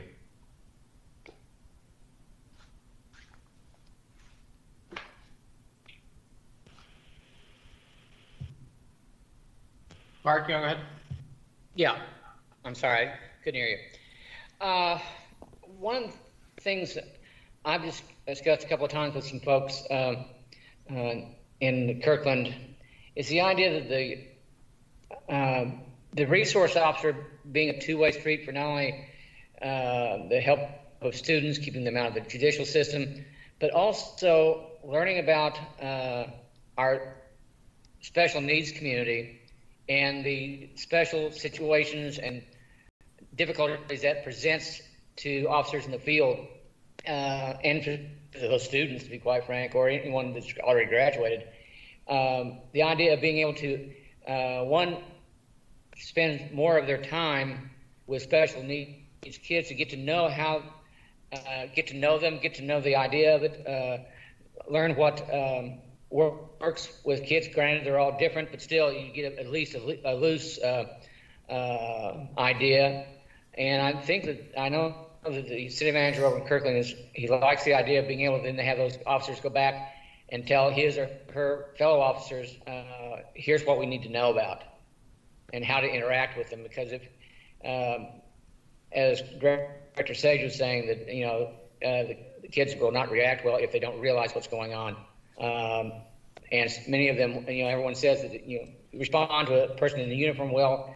Many of them would know that uniform from a hole in the wall, and I think it's a necessary idea to have them have a continuity of exposure to those folks in the uniform, just for their own safety for the future, but also for a continuity for the officers to know that many of those will be carrying personal communications devices that the kid may not be able to speak, but he or she will have a device around their neck that will maybe be able to tell them the name and the address and so forth. So it could be a two-way street of education of the students, but also of the our law enforcement agencies. Yeah, were some of the things, the benefits that were talked about within the task force, and I believe that conversation led to one of the recommendations, in particular, looking at how to ensure that school resource officers are prepared for supporting and understanding students with special needs, particularly in kind of crises. So yeah, that definitely was something that was discussed in the task force. Especially the elopement issues with a lot of the kids. Yes, yeah. Thanks. Director Carlson, do you have any questions or comments? No, not really. I appreciate the thoughtfulness that's gone into this. I'm particularly interested in seeing the student voice department fleshed out in this coming year. The students are living on the front lines, and I want to know how they feel as a community about how to best work with these officers. I mean, I still have minor concerns about the fact that what they're doing is social work, so why don't we have social workers doing the social work? But at the same time, I know that we need to have SROs in the buildings. So if they're in the buildings, I would prefer to have them doing social work than criminal detective work. So anyway, that's where I'm at the moment.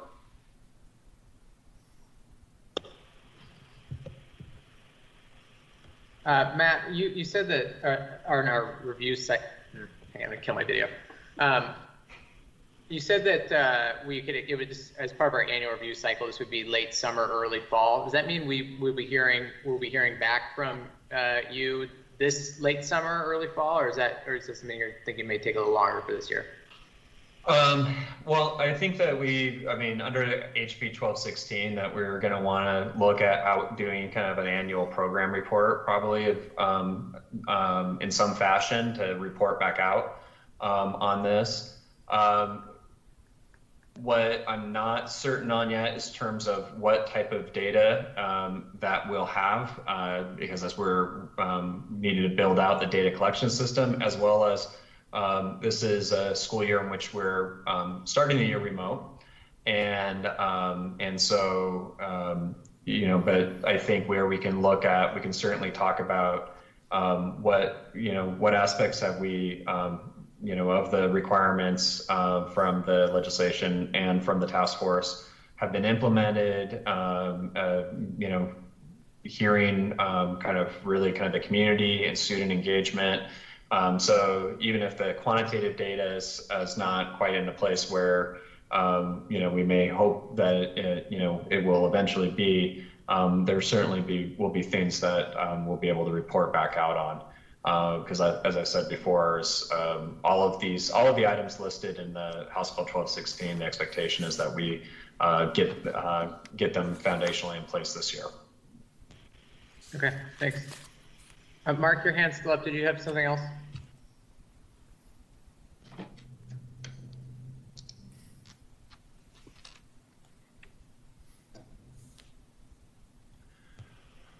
Mark, did you have anything else to add? Well, it's not to add, but to ask.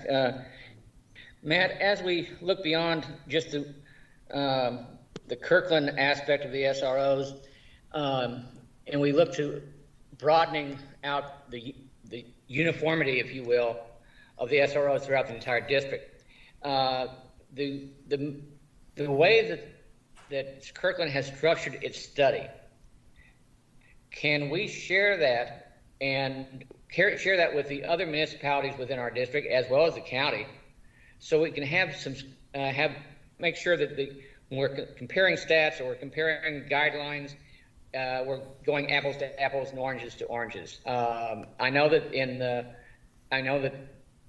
each of the communities have their own human rights commissions, but also there's an outreach from the Human Rights Commission for Redmond.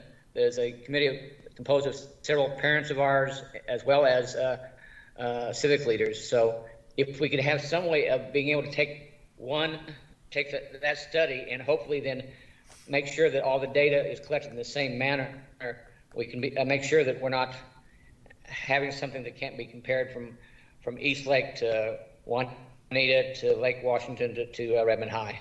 Yes. So Director Stewart, certainly, the report's publicly available and we will be sharing it. And it certainly is something that all the staff, from Lake Washington School District was in support of the task force recommendations.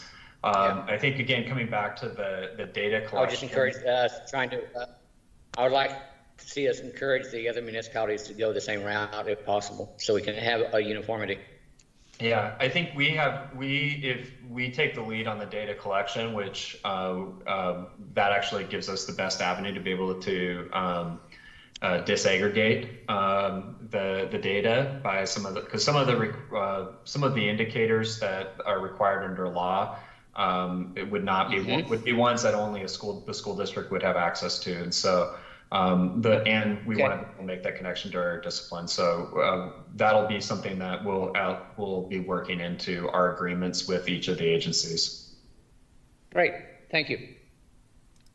And Matt, isn't it true that we've had a consistent contract with all four agencies for many years with the same language, really, to direct the program to be a district program, not an agency by agency program?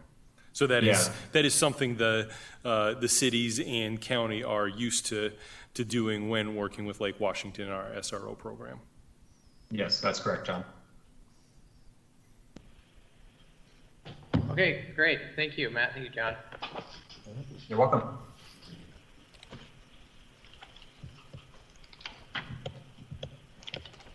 Okay.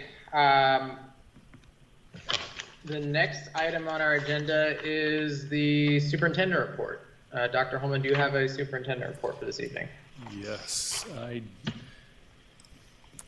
do. Let me go ahead and pull that up.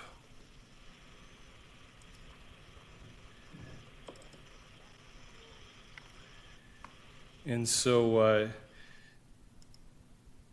given the decision that we made as a district to go fully remote last week, I just wanted to provide clarity around the decision in relation to apportionment, because I think that's a very key piece to all of this. Because when we think about moving to a fully remote program, and with the the goal of getting students back into our schools this year for in-person learning, one of the questions that continually arises is, will the state continue to fund school districts? And so I just want to walk through a little bit of the information for why I believe the rationale is very strong for why OSPI will support this decision. And so, one of the questions is, how are state and local agencies supporting our efforts to reopen school in the fall? One is that many agencies continue to point to local decision-making as the authority for how and when schools will reopen, what it will look like. They've provided requirements for how students are to learn when they're in person. They've also provided requirements for how students are to learn when they are remotely. OSPI refers to remote learning this year as Remote Learning 2.0 and talks about the need to increase student access, increase student ability to learn in that remote environment. I think another question is, how aren't state and local agencies supporting our efforts to reopen schools in the fall? I think one thing is limited coherence between our agencies. I know our agencies are attempting to work with one another, yet at the end of the day, it continues to be agency by agency rolling out information to districts. There's no consistency in referencing data. And the reason I call that out is, if we're to make decisions, local decisions that we're the authority for, there really isn't a consistent set of data that is being used across all of the agencies that actually have the authority to direct the school district. And there really has been no support for developing key metrics for school districts to evaluate conditions for reopening. And I say key metrics because this isn't a decision to take lightly. This isn't a decision to make on a whim. The decision to move to remote learning was a very large decision for our families, for our students, and had to be made very cognizant of what are the data points that we're going to use to make that decision. And so I want to point to the OSPI guidance that we received in June and pulled this statement out. And Superintendent Reichdahl says that every district will need an alternative plan to return to full continuous remote learning in the event that you cannot open or a local health authority or the governor mandates a short or long-term closure. And I want to key in on a key phrase here for me, and that says you cannot open. And so last Thursday, we provided the rationale for why, as a district, we cannot open for full in-person learning in the fall, why we were not moving towards a hybrid schedule for our general education classes, and why we would be doing a full remote model. We determined that we could not open, and I think the OSPI guidance allows us to make that decision. And so, as you saw on Thursday night, I just want to talk a little bit about the metrics that we used to make that determination. We did use the King County dashboard. They have key indicators of COVID-19 activity, which provide us with a very good data set to see, is our county in alignment with where health officials believe we should be in a number of different areas. A key metric that reports and models continue to point to is transmission rate, and making sure that that is below 1, because we know if it's over that 1.0 mark, that us reopening school would increase the rate of transmission. We also know that to reopen schools successfully, that we need rapid testing and quality contact tracing to be in place and available. When you think about the idea of students returning to school and us just needing to close back down because that rapid testing and quality contact tracing isn't there, then it puts us into that cycle of students being put back and forth between remote learning and in-person learning. And that is one of the reasons that we actually did decide to do full remote. And then we also want to continue to look at our learning data for our students as we go through our remote learning, to continue to evaluate that, because that also needs to be part of the conversation as we talk about moving back to in-person learning. And so with that, my conclusion is that our state and local agencies have provided guidance and stated the remaining decisions should be made locally. Superintendent Reichtel clearly stated that districts should be prepared for remote learning if you cannot open. The only logical conclusion I can arrive at, since guidance for determining when we open has not been provided, that Lake Washington School District is responsible for determining whether we can reopen school for in-person learning in the fall.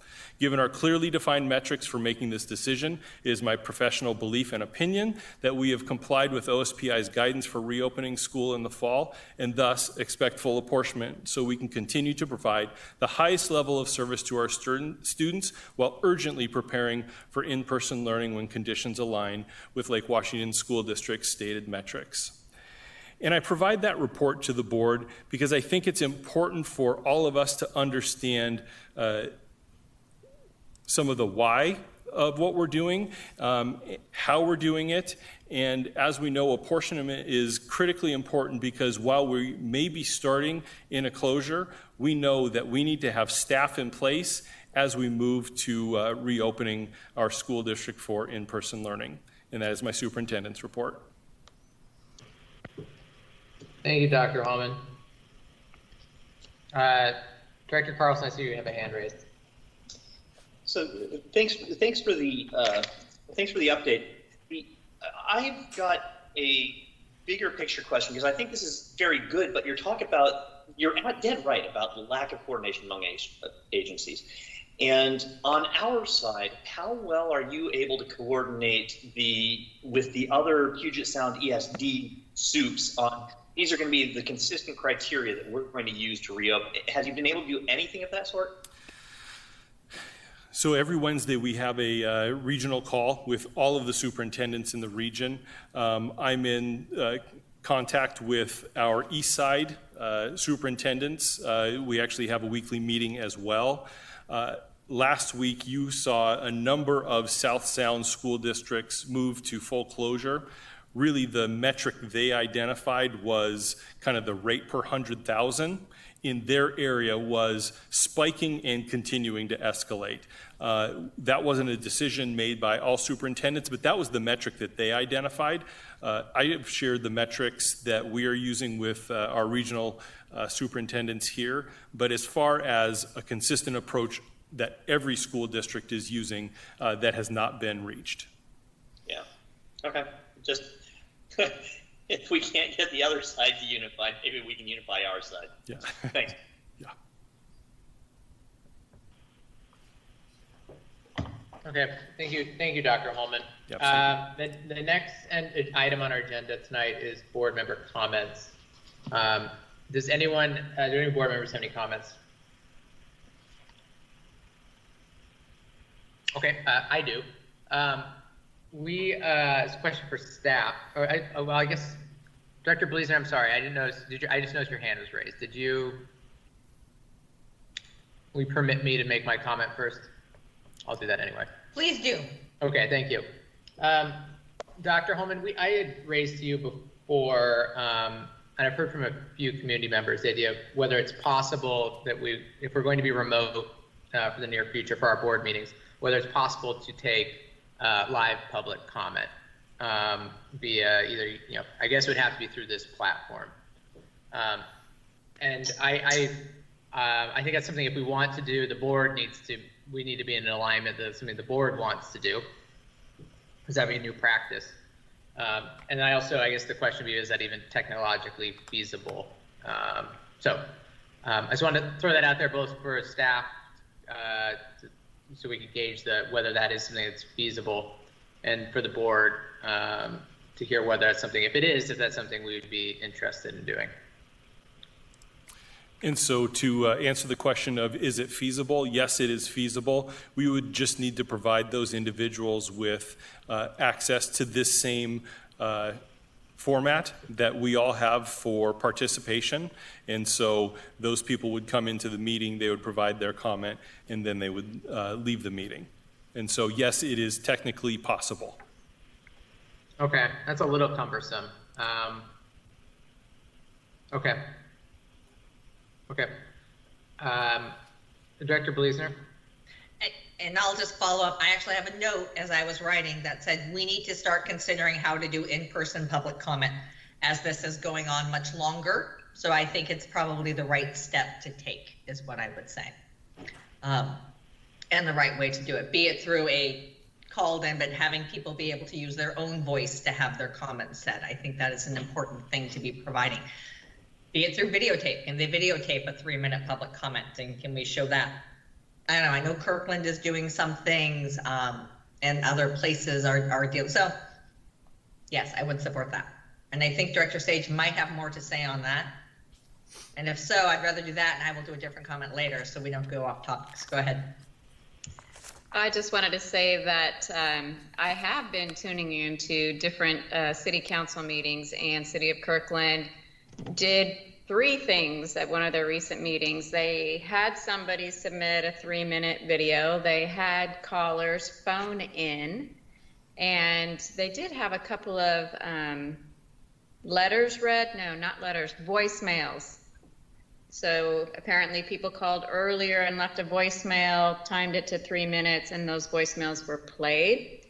I would also support having more live opportunities for public comment. I also am trying to balance that. Okay, if we get an hour and a half of public comment, how do we balance everything so that we can still hold a meeting and do the business that we need to do and receive the updates that we need to? So I think that we do need to adhere to a timeline on public comment, and probably need to look through it as, okay, this is the same sentiment, here's a diverging viewpoint.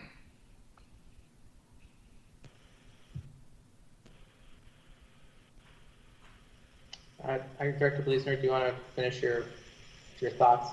So my next thought, so on a different point from this, actually, so I just wanted to make sure that that was sort of wrapped where it needed to be, is around working forward. And I just want to make sure on our work plans, as I put out to the board, as we spoke, we've had a lot around equity and issues and lots of different pieces coming out. And the piece on our equity policy that we haven't ever followed through completely, we've started it, but we haven't finalized that out. I just want to ensure that we're in agreement that that should be on the work plan, that will be a focus for the next year, and that we build that out. I believe we have, but we haven't quite built out the components as strongly as I would like to see, I guess. And I'm hoping that that is something we can do. So I'm sort of putting that forward as, I think it's a priority that we need to take on. We weren't able to do board training that we had planned to do around equity and racial equity. That sort of fell through. So how do we get that onto the agenda in this remote environment? I don't believe we can wait till we have capacity for in-person. So I guess that's my comment. I'd like to see that get made a priority. I don't know how it gets put on in the way we need it to go. I know pieces are. I'd like to be able to plan out a whole plan for what that year looks like, in which to, at the end, have a product that has community engagement and everything around that equity policy concept. I agree. That sounds good. Then we put it in your hands, President. All right. Okay. And I guess just to, it sounded like there was agreement on potentially on going forward with live public comment in some fashion. So I'll work with staff and loop back with the board before our next meeting to see if we're going to be able to do that. But with the goal of trying to have that in place for our next meeting.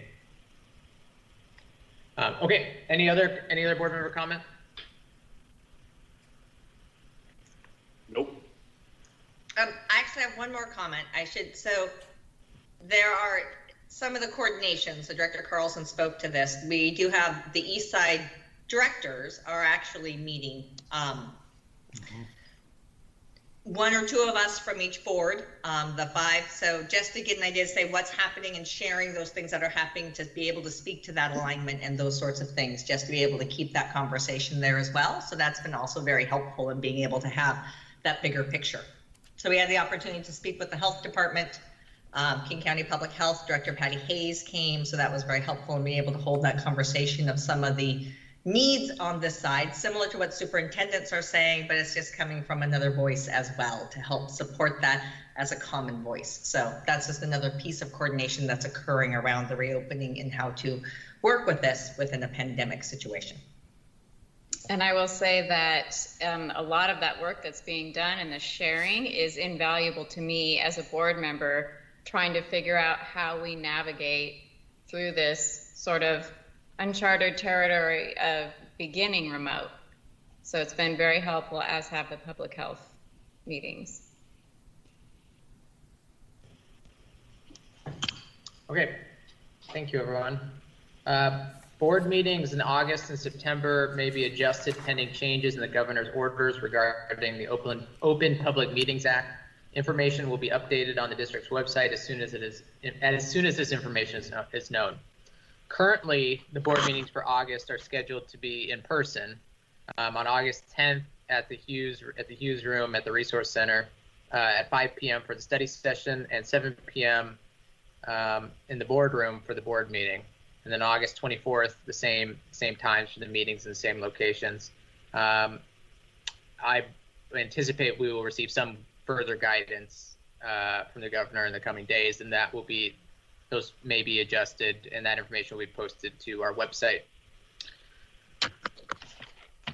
Okay, I will now entertain a motion to adjourn this July 27th board meeting. So moved. Second. It is moved by Director Sage and seconded by Director Carlson that we adjourn. All those in favor, please signify by voting aye. Aye. Aye. Aye. Aye. All are in favor, so the motion carries and the meeting is adjourned. And we now have a study session. We have a set board members. We have a separate link for those watching. That will be you will be able to view that the same manner you're viewing this meeting. It's 7:43. There's complete chaos going on in my house around me. So can we take about a 10-minute break for me to help my wife, and then we'll do the study session at 8 o'clock. Yes, absolutely. Okay. All right, 7:53. See you soon. Call in a few minutes.